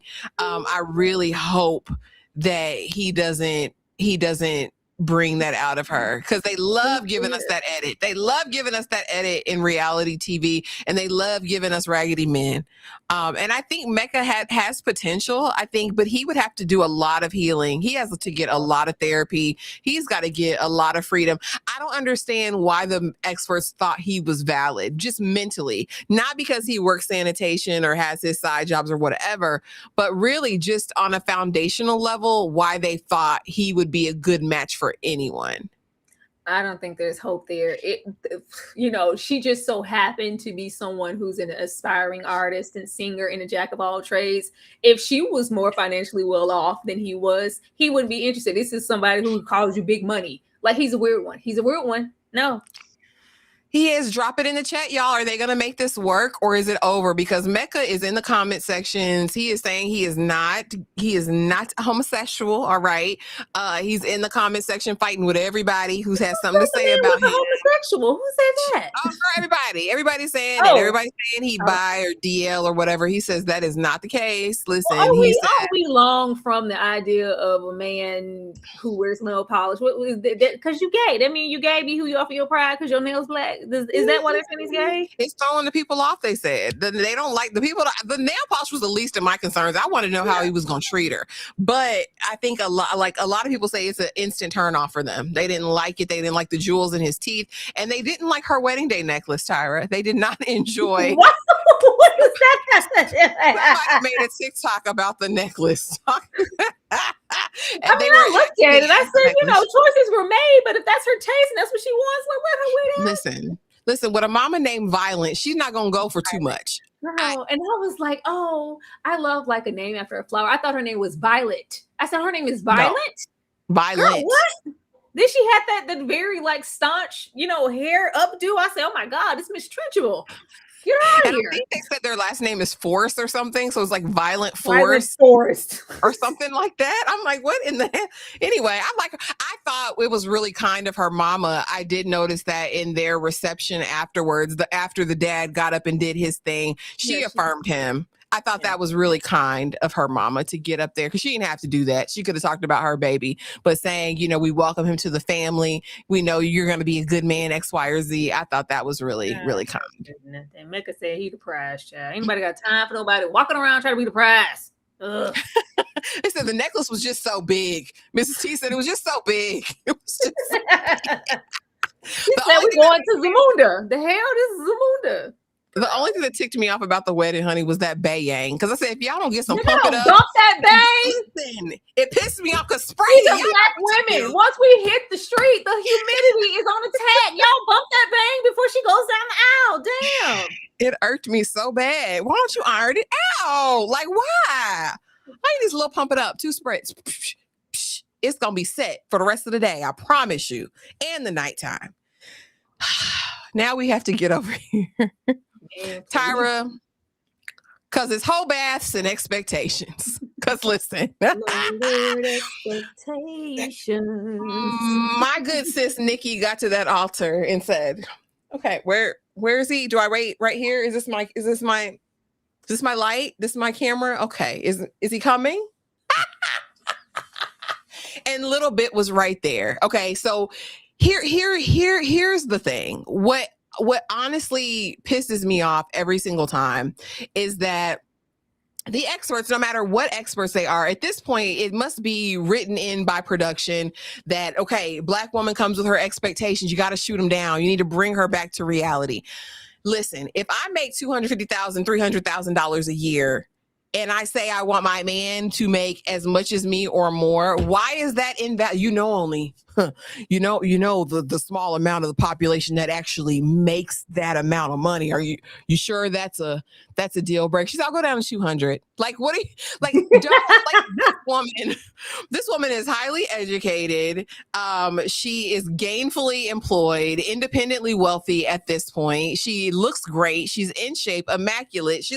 Miss Nikki, honey, is doing all of the things. And I hate that we always get into a position where a Black woman has to change her expectations, her desires, her needs, or her wants in order to be chosen. I don't think that's the case. I don't understand why every other woman in the world gets to have expectations, and Black women, we have to hedge our bets. And we have to say, no, that's too much. Just go. He got a good job. All right. That's enough. He got a place. That's enough. He got a car. That's enough. I think when you achieve a certain level of status and success, why wouldn't you want your partner to exhibit that same amount? Well, you know how old you are, Nikki, and he's got to be 6 feet tall. You know, the likelihood of you getting a man that's 6 foot tall and making that kind of money isn't realistic. And I don't know why they would say that. I think there's a ton of wealthy Black men in the country that could be done. Anyway, she has her expectations, 6 feet or taller, but she says, listen, I can compromise on that because I'm sapiosexual. And I say, never say compromise, because all these other heifers got exactly what they asked for. The other heifers got exactly what they asked for. She said, listen, I can kind of work on the height, but the money's a non-negotiable. He got to have that bag. He got to have a coin. He got to have that. And so then we meet Little Sean. Actually, please. Lil Sean is 5 foot of fun, apparently, and funky.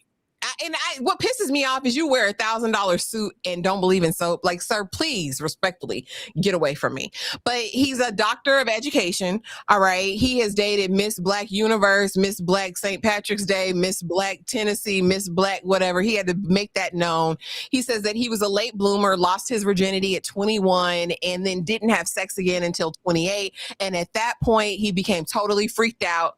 At that moment, he understood his sexuality, his sensuality, and he was ready to get it in ever since. He deconstructed his faith, honey. He was raised by a pastor, but now he does whatever he wants to do. He's meditating. He's doing all the things. So, he's there at the altar. He done said, hey, family, twirling, as his ex-girlfriend on TikTok says, because she says he twirls a lot. But he's there waiting for her. Miss Nikki comes down the aisle and says, where's my husband? Eventually, she's like, oh, okay, this is him. Let me bring it together. She brings it together. They have their vows, and she even lets him kiss her a little bit. I was like, okay. She says, listen, this is not what I expected. However, I'm going to put my best foot forward. And I was so proud of Nikki, even getting into the vacation. It seemed like they were having a good time together. They were jumping on the bed together. She even kissed him a little bit, Tyra. She let him kiss her a couple times. Now that night after the wedding, she said, no, that's enough. I don't. Stop trying to kiss me in the mouth, sir. Stop. Okay. And so eventually we're working past that. She's like, I think he's somebody I can open. He's going to be meditating. We're having a good time. And then comes the first altercation, the first conversation where he gets kind of aggressive. And she says, listen, I'm a delicate flower. Put some respect on my, you got to talk to me nice. All right. And so he doesn't get that concept. And I think that is for someone who is so, I guess, educated, you would think he would understand how to talk to women. His approach with her. Can you tell me, because I'm slow, what is a doctor of education? Basically, he studied the field of education at the doctorate level. So he wrote a dissertation. He defended his thesis in front of the people, and they said, okay. And so now it just gives you the opportunity. Like, I think he's what is he, like dean of a university or president of a school? A spot, like he has it's coming, like it's in the works. Oh, okay. So he's working on, but anyway, he's gone the ranks. He did the school. He wrote the 300-page paper. He did all the things, right? And so now we're here, but he's very confrontational in his approach with her. And I thought that was interesting, because he is trying to pull information out of her. She eventually relents, and they have kind of a deep conversation around her first love when she was 17. And immediately he knew that she was going places that he was not, and said, I need a regular girl. And that kind of had, I guess, framed the way that she dated from that point on. He shares about how in relationships, he's always the giver. And he finally feels like in this relationship, he's not going to be. She's going to give. So they're having a time between their little arguments. They're vibing. She's very much being more open than I ever would have been, Tyra. I was like, okay, they're doing the thing. Apparently on the way home, we don't have footage of this. They get into it in the airport. She boards the plane by herself. He said he went around the airport looking at her. Just happens they were on the same flight. They get back home that night to the apartment, and they're like, listen, we're going to try, but you need to sleep on that couch, buddy. All right. First night he sleeps on the couch. Next night, honey, we're in there talking, and we're going to make an approach. She said, we need to talk to these experts. We need to have a conversation around. We need to have I'm sorry, reading the comments. We need to have a conversation around how we're going to move forward in this relationship. We need to move forward and talk to the experts. And he's like, fine. Okay. So the next thing I know, we're in there getting ready for bed. She's doing her skincare. Okay. She's like, let me brush my teeth, floss. He's over there at the sink over here, Tyra. And I'm thinking, surely he's doing the same. He's just readying himself to get into the tub because, we have a process. You want to do your skincare. You want to get all of that stuff, brush your teeth, floss, all of that, and then you're ready to get into the tub. This man took that washcloth. You said it was wet. I didn't see the water, but he took that washcloth and he hit those pits. Hold on, my camera's turning. And he hit those pits, Tyra. And he hit that back, that hairy lower back that he probably has. And then he took said same washcloth and rubbed it all on his face and head. And he said, all right, I'm done. She looked at him like, what are you doing, sir? Like, what are you doing? He gets into bed, rubbing his feet together like he's done all the work. Like, hey, I got time. I'm ready. Mind you, he's been making crass jokes this whole time, talking about 69s, talking about he was mad at her because she told the people that they weren't going to move forward with sex and that they came to that conclusion. And he said she came to it by herself. He's fine with it. But he also had needed to let it be known that she decided that on her own that they weren't going to have sex. If I saw you take that whole bath, there's no way you would stick that ding-a-ling anywhere near me. And so anyway, she's like, I'm going to get in the tub. I'm going to take my shower. Gets out of the bed, as far away from him on the bed as she could possibly be. Remember Akichi and MM on their honeymoon, and he was almost off the bed. That's how she was. He said, and she said, wow, you're in and out of there. He's like, yep, 3 minutes tops. I take that lotion same way. Splat, throw it on me, and I'm done. 3 minutes. And she said, you get all your parts? And he said, absolutely. And she says, all right. So he's like, yeah, anyway, media Media wants you to believe that you need all these soaps and things to be clean. You don't need that to be clean. You need an antibacterial soap to be clean. You need it. You need it. And she's looking like, oh, well, good thing is we won't have to compete for bathroom time because you're in and out. Can you imagine the filth that is residing on the crevices of that man? Like, there's just no way that would ever be appealing to any woman. Hygiene practices are so important. I don't know how you get to be almost 50 years old and don't have that concept and the nerve, audacity, and unmitigated gall to be funky, asking for sex or implying or giving innuendo or even alluding to sex is crazy. And he looks freaked out in the eyes, Tyra. Every time he looks at her, it's like, just utterly freaked out. I'm so disgusted by Little Bit. I really don't want to see him anymore. And I think he's very feisty. He's got a very feisty nature. He does admit that he is not being a good husband, but he's just now learning. He's going to figure this out, Tyra. I want to know from y'all in the chat. I want to know from Tyra because I thought Nikki was trying. I was proud of my girl. She did more than I ever would have done because I would have said respectfully, cut the cameras, call it a night. I'll take the hit. I'll take the penalty. I'm going home to my well-appointed home. Tyra, talk to me about Nikki and Sean. What is this humiliation ritual? What is this? Okay. First of all, I have learned my lesson on these shows, especially if you're a Black woman on this show. Never set your terms and say, I'm willing to compromise. They take that and they run with it. Well, she said this, but she also said she was willing to compromise. So we're going to do everything in our power to give her the complete opposite of what she said she wanted. This lady says she wanted a man making a certain amount of figures. He needed to be 6 feet, active, attractive, upwardly mobile, educated. The standards were set.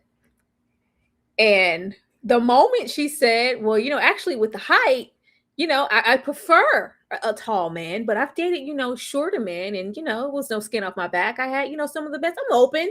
Never say that because they take that. They're going to play in your face regardless, but especially when you say that, they play in your face, and they played in her face. I really hated that moment at the altar for both her and Sean because it's very embarrassing. Because he's, hey, family, put your hands up, put your hands up. All right, yeah. All right, where's my bride? Because I'm ready. And when that lady came down, she said, you guys are so funny. Oh my God, like, where's my husband? Where's my husband? Because it's not about that. When you sat here and you try to feed yourself these lies, because before she got down the aisle and she was looking through that gift that he gave her, she's like, oh my God. She's like, well, how tall do you think he is? Look at this ring. The ring I got. He has big hands. If he got big hands, he probably got big feet. He's probably tall. Probably got a big, oh my God. Everything's just probably tasty about this man. I can't wait to get down the aisle and see this fine ass specimen that I know y'all hooked me up with. And then she gets down there. She said, who this for? Who this for? Because this couldn't possibly be for me. And she's like, you know what? I'm going to grin and bear it. And then you have Sean here. Sean is a certain kind of man. And he needed a certain kind of woman. The humiliation is to be had on both parts because they are setting Sean up to be ridiculed by the public. Because if y'all sitting there and talking about, Mecca, just off the strength of his nail polish, you guys are saying that man is gay. If they're saying it about him, what are y'all saying about Sean? Sean, his ex said he's twirls in the parking lots. Yeah. Sean is a certain kind of man. When he sits here, he has a certain demeanor. He has a certain dialect with his voice. It's almost kind of high pitched. And when he sits here and goes, I focused on education. I dated, but I didn't always make it a priority. I was, on football teams and I was this and I was, very popular in those aspects. And, but by the time I came from this very strict, religious, whatever type of background, I had sex at 21 and I didn't again until I was 28 because I just didn't. So there's some confusion to be had there. I think with him being a certain kind of man, if his preference and his sole preference is women, I'm going to assume that it is. We don't know. We don't know. But he is a lot of him gives, I'm not gay no more, I'm delivered. Okay. And that's never going to project well to an audience. Because then it's like, if you aren't that and you are a straight man, you prefer women and you've only dated women. But when he leads with, I've had models and Mrs. US and this, he feels like he has something to prove. And whether that's a lack of like perceived masculinity or what the public perceives to be a type of masculinity that you want from a Black man, he's probably been discounted. You already present a certain way and then you're smaller in stature. So it's like, I have to overcompensate. So when I get here and he's the life of the party. Child, when they went over there, say, oh my God, friend, you guys compliment each other so well. He's so handsome. And she says, what do you think now that we got you alone? She said, it's wine real good, ain't it? I said, you know what? Why would we put these people in this dynamic to humiliate one another? We already have that. When it's like, you couldn't tell at the altar that she was uncomfortable and you were not the expectation that she was waiting to receive here. Okay, if she said, are the cameras on? She said, fine, I'll do a massage. I'll kiss you here. But when we proceed to lead with, our sex and 69 and we getting the garter belt off with our teeth, that's sir, she ain't on that type of timing with you at all. Like, slow your roll. So when we get here and she is rejecting you right off the back, this is someone who's maybe dealt with a whole lot of rejection just based off of who he is and having to validate who he is constantly. So when you do that and we're on national TV, we're mad. He is bothered. When he said, and I'm not bothered by Sean saying what he wants. Because I was with him. Girl, don't give me no pity sex, no pity kisses. Don't do me any favors. If you don't like me and you don't desire me, tell me that off the bat, because if I'm kissing you and I'm with you and we're cuddling and we're laying, I'm going to think we're doing it with intention. Well, no, she said, I'm just experimenting to see. I'm trying to see if you can grow on me enough to maybe one day, hopefully, if I squint my eyes and turn around quickly 17 times, I might be attracted to you. Other aspects of you might grow on me. But beyond the attraction, these are two very stubborn people who think that they're right and want to monopolize the conversation. So nobody's listening to the other and it's becoming combative. That's already there. They can't agree or disagree on one thing without it blowing out of goddamn proportion. That's bad already.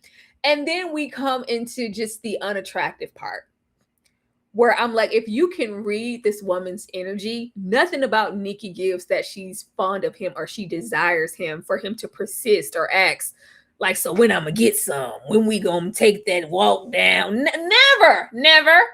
Never. He was waiting and he was hopeful. But when she said, yeah, I felt like it was best for us to maybe wait until the end of this experience to decide whether or not we should engage in any sex. Oh yeah, that's so. Oh, you made that decision by yourself. That's what. I think he feels emasculated, and he just feels this is that kind of man, and it's just not that. But let's just say you aren't the most appealing to her in an attractiveness sense. Fine, you not bathing and showing up and yeah, you want me to take my shirt off, do a little dance, and I don't want you to do anything. I want you to chill until maybe I take the lead and let you know that I want more. That's why I don't want her. I was with him, girl. Don't kiss me. Don't leave me no breadcrumbs to make me think you want it. He said, "You all right? You gonna look around and find out? I'm gonna whip it out on you, girl. Don't make me say Don't give him no ideas, because he's the type to just. Well, I thought no. I was just trying to be nice. Do not be nice. But all of the pool and the shirt and the best thing that you could do if there's like not that physical attraction, the main thing you hear someone say when they're not attracted to someone and it's nothing that has to do with them financially, it'd be like, oh my God, he always dresses so well and he smells so good. That's where you're gonna go. He's dressed so well and he smells so good. He presents so nice. Like, my baby clean up well, don't he? I'm gonna bring my ugly ass man in. My man, claiming him, me. That's my little shit, my little yan. Absolutely. Cause who you talking to? This nigga clean. You cannot not be clean. You can't do that, Sean. You went and took your happy ass over there to that open sink when you were in a bathroom with a tub and a shower, and you opted to wash underneath your neck, your arms, and your goddamn back. Are you insane? And then you hopped in the bed and said you were done. Like, it's just, I think she's just checking boxes on. I don't like this about you. I don't like that. I don't like this. I say one thing, you say another. This is not going anywhere. Neither one of them are going to meet a certain expectation.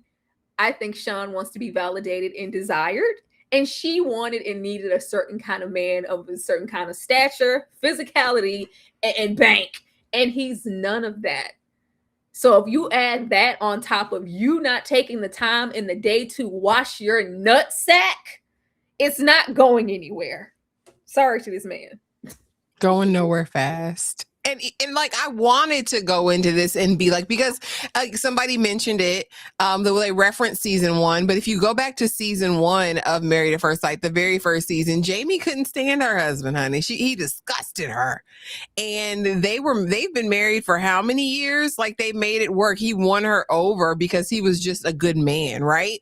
And I think that's the difference here. I think, and I can't tell, Nikki is a very good actress, I'll say, because on the honeymoon it was seeming as though like, hey, I'm just gonna go for the right. They're not gonna give me the angry black woman edit. I know how to finesse this. Like, I work in HR. Like, I got this. I can be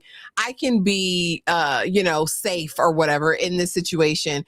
But I think it's just it would be disappointing. And then, like you said, you compound the lack of physicality to the just hygiene. Like, that is a turn off. Like, and again, I've dated people that not necessarily would be my type, but there was something great about them. They were very clean. They smelled good. They might have had a cute coin, Tyra. You know what I mean? There were things that outweighed the other things. And I do think overlooking, I've seen marriages, where they weren't each other's type and they worked because there were attributes about their personalities, their lifestyles, whatever, that made it work. This just isn't it, because Nikki don't really need you. You know what I mean? She's looking for someone to add to her life. You're not a necessity. There's nothing that he has to offer, even financially, that moves her. Like, I make enough. Like, I don't need a man in my life per se, not in that way. And I think somebody said he's used to buying it. He might be used to dating women who need him for something. He gives trick. Yeah. You know what I mean? He gives, like, I trick big. So that could be it. And in those situations, you are being constantly affirmed, right? Because you're providing X, Y, or Z, and that just might be what he's used to. I don't hate Sean. I question his cleanliness, and the way he interacts in conversation with her as a woman. But I don't know. Like I said, there's tons of speculation. His ex is out there on the internet saying all the things on TikTok, honey. The people that done dated Sean have a lot to say about him. But I just think to be 50 years old and saying that the media wants us to believe that we need soap and all these things to be clean is crazy as hell. Danny, thank you so much for the $5 super chat. When Sean said he was a doctor, I said, wait for it, with his Cheyenne Bryant head ass. You ain't no doctor, man. Listen. I think he is very. He feels like he's still kind of aspiring. I think he said he took a whole lot of time and he was a musician or something like that. He wasn't, whatever. I don't know. Like, I just don't like this edit. This is all being set up for her to be the angry black woman and for him to be the sassy black man. Like, I don't like none of this. Well, he gives that. He was like, well, okay, girl. Like, sir, stop it. And I'm not calling anybody anything because I don't know what their, predilections or desires are on the low, but that was just awful. I can't believe you would do that on national TV. Wouldn't you just fake it? Even if and here's the thing. I don't know.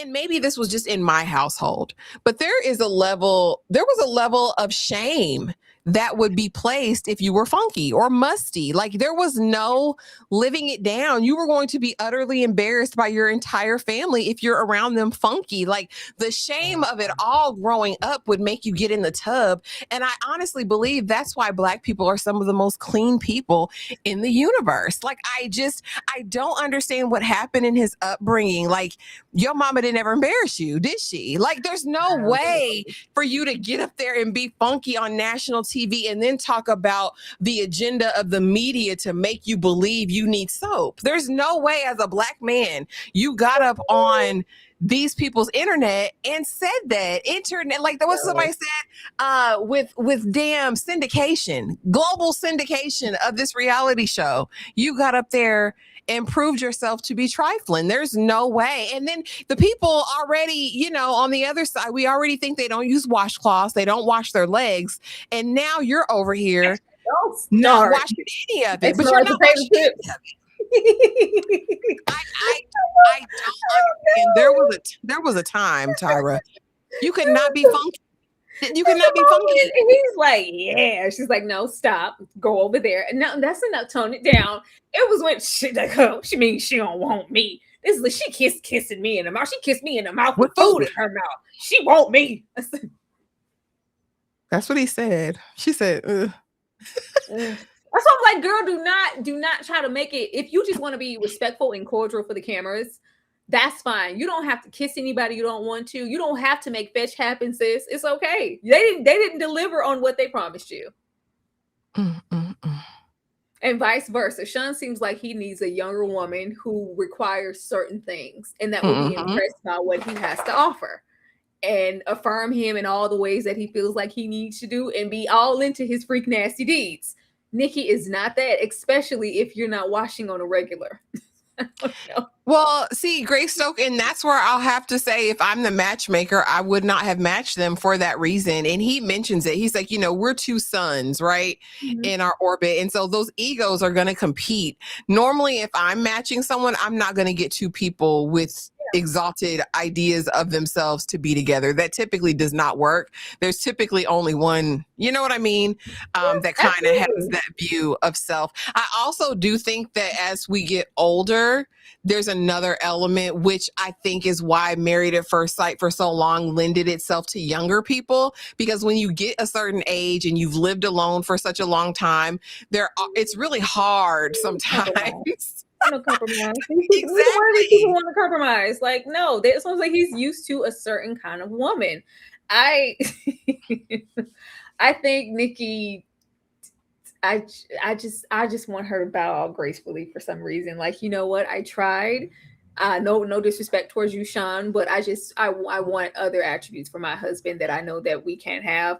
And that's why we see so many couples here. And it's like, why didn't you put this person with that person? Because a lot of the times your perfect match, you're not going to line up. They're checking. And I'm like, you guys are matchmakers. Everything that aligns well on paper it's not always agreeable in a relationship. That's why so many of these people would work better with another partner just in the dynamics of this show. But they're trying to be matchy. And even if you were, the bare minimum of what she said was, I need him to make at least the equivalent or more than me. And can he be 6 feet in black? Like, y'all didn't even meet the basic levels of what she asked for. No. And everybody else, man, is 6 foot. That's what everybody else is tall as hell. Y'all find a tall man for everybody. I was like, see, y'all really. When she got there, when they had their first like meet and greet, she said, well, I'll be damned. Okay. She looked over there at Mecca. She said, oh, so there are some tall black men available. Oh, okay. Everybody was tall. I said, well, this is the tallest group of MAFS people I've ever seen. Y'all knew how to get that right. Yeah, Danny said, listen, that don't matter. Everyone else got exactly what they wanted for the most part. The experts church stomped on Nikki's standards and said, make it enough, as they do. And they keep doing it. And people, black women still keep going on Married at First Sight. And I think out of all of the seasons of MAFS, there's like 2 or 3, or maybe 3 or 4 black women who actually got productive marriages. And some of them actually weren't great in the beginning, but they made it work. But yeah, everybody else did get tall educated, whatever their thing was, they got it. But with her, they had to talk her down. Were you sure about that? Because nobody really makes that much money. Are you sure? And 6 feet, that's going to be hard. And then they even say it, well, when she sees him, it could be really bad. But she said she was willing to compromise if they had everything else. Anyway, y'all, that's what I got for Married at First Sight season 20 so far. They're dropping a couple episodes every week, so we'll be back probably on Mondays to talk about it. Tyra, any other thoughts on the show? Okay, hold on, Big Gene, hold on. What's a woman like her? I think Nikki's beautiful. Nikki's 46 years old. And I think there are men at that age. I don't see why that's problematic. Maybe he's talking about her attitude, not so much her attributes of what she would bring to a relationship. But I think if they met those expectations of what's listed here, we would see a different personality from her. Now, as far as her, what seems to be like combativeness, because she's like, these are women of a certain age, like, you're not willing to compromise. Well, I just like, maybe that will be a struggle for her. But once again, we're willing to compromise a little bit more when we're getting what we want. Like, if she was attracted to him and this was, oh my God, this is exactly what I asked for. We're arguing, but Nikki would chalk that up. Oh, these are just the woes of relationships. It's just like, all right, but baby, I can compromise. All right, you're probably right. All right. She might be a whole soft. Who knows? She can present completely different. But it's like, you already brought me this man that I don't want. And now I'm expected to compromise, even if I am in the wrong. It don't matter if she's wrong, if she's doing, because she is doing a whole lot. She's doing the most a lot of the times with Sean, but it's because she does not like Sean. And it's like, I have to not like you, not find you attractive. You don't have any of the things that I asked for. And I also have to compromise. It's like, if I don't get that, well, damn it, I'm just going to be right all the time and voice my opinion and just kind of project and be rude because I'm really angry at the fact that I didn't get what I wanted. That's really what it is. I don't get it. Y'all are saying Big Gene probably has a point. That type of man will pick a younger, more What are y'all saying? More attractive? I think she looks great for 46 and she's in great shape. Because some y'all be like, oh, she too big. She don't deserve this man. She too this. She don't deserve this. She too black. She don't deserve this man. She too tall. She don't deserve this man. Where does it stop? I don't think everybody has those standards. We can't put everybody in a bucket. And I think by that time, this is a lot of time. I think mid 40s is when people are really the most established, or at least getting to that point in their careers. I don't see that being an issue. A lot of people are moving towards, either they've been married before and are divorced, their kids are grown, they're looking for new relationships. I don't think what she was asking was too far off. She brings everything to the table that she's asking for. I was going to say a 20-something, if we're going to go on attraction, I don't even think it's just based off of attraction. It's just Sean would be more accustomed to maybe finding someone younger just because they're less opinionated and somebody I can mold. And if I throw my attributes or some money your way because I'm Big Sean, then that's just all that it is. But if you have someone who's also reassured and they're just as, close in age as you are, and I'm financially well off, like I am going to have more of an opinion of someone who needs you. She don't need him. That's the issue. That's exactly it. And I don't know. I don't think it's fair to say that when a man is that age and has money, he's automatically looking for a younger woman. What she's doing wrong is she's being like pretentious and projecting, because I wish she would just say, I don't like you and I don't want you. I don't think this is something. I think she's delusional and just, well, it can grow over time. Well, maybe if I just try, like I'm trying to just go with the experiment because I do like certain things about you. Or that one time you said that was really nice what you did. Like there is never going to be a point in this show where she wants Sean to be her husband. I think that's poor of her to do, to give him false hope. And that's why I agree with him. Like, girl, don't do that. If you don't like me, just say that. So I know that we're on a level playing field and I won't try to, proposition you sexually or think like, oh, we were cuddled up and we were kissing that night, so that means we're progressing in a relationship and you like me. Like, no, it's never going to be that. I think that's the issue. Yeah. Do you think she's conventionally attractive? Yes. Yeah. Like what beauty standard are y'all basing this on? I'm not gonna berate a black woman's looks on here. I think she's beautiful. I think she's aging well. I mean, unless we're doing a different type of live, but I think she looks great. I do. I think she looks good for any age, and I do think she's conventionally attractive. I don't.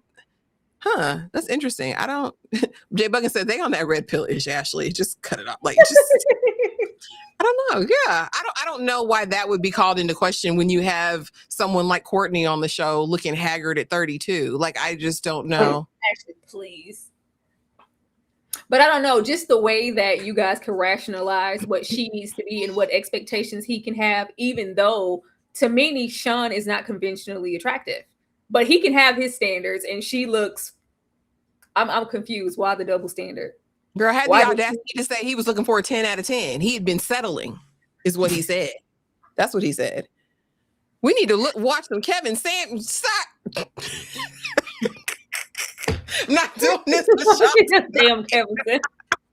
But no, now if she did say, I did see in the chat you guys saying, well, if she did say, I want a black man only, now I will say that. I will say don't limit your opportunities. And maybe, I don't know if that was her specification. I don't know if we heard that part. Tyra, did she say she wanted a black man? BelleJolie said she wanted a black man. I didn't hear her specify that she wanted only a black man.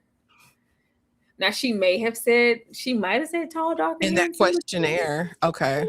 Maybe. I don't know. I don't know. Because she gives me that she would be open to either. Sean looks like, oh my, TP, shut up. Sean looked like, what is that doctor who's off they got replaced? The one, Dr. C. Dr. Greg. Dr. Greg, yeah, he looked just from like Real Housewives or from Married to Medicine. Everybody been calling him Dr. Gray. They say, oh, and he don't like baths too, and he got that voice. But Dr. Greg is a real doctor, and ain't he married to Sweet Tea now or whatever? I don't know.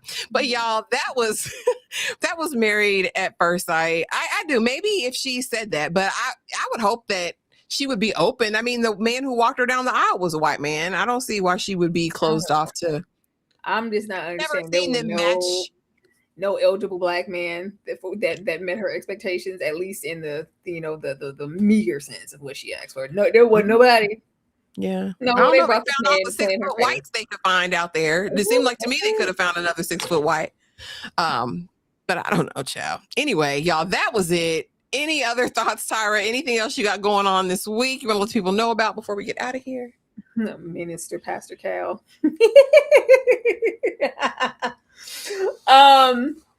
Y'all, nothing, just be outside, all about A Toxic Love Story is coming up. If you have not watched that on Netflix, child, what are you doing? Because games were played and people were gullible. Be sure to check that out and join us for that live discussion. And I think Raising Kanan this week. So be on the lookout for those lives, please. Yes, be on the lookout. I watched Furious today. Nobody came and watched that with me except my good sis Tremaine. Watch it. It's actually very good. It's a brand new Hulu series. I'm going to do an upload for that. I think it was really good. I enjoyed the first 3 episodes. Fiona from Shameless is over there. It's a good time. Like Tyra said, tomorrow night, I'm hosting A Toxic Love Story, that documentary. The way people in my comments about the Cosmic University damn cult, we may need to do a live for that. Girl, talking about, I don't trust biracials, respectfully. Who's biracial? Girl, they called you biracial? She's biracial. Acting a fool. Talking biracial, about girl. That wasn't a cult and defending him. Respect. Anyway, so watch that. Be on the lookout. Fightland comes out on Stars this week. Diara from Detroit comes out this week. There's new shows that we're gonna dive into because it's been very dry, y'all. The move is settled. I feel settled now. I'm done with all my ripping and running and all of that stuff. So live should be back on deck on the regular, and my uploads should be back here on pace and all of those things. But anyway, thank y'all so very much for being here. We love y'all real bad. And we will see y'all tomorrow night for A Toxic Love Story.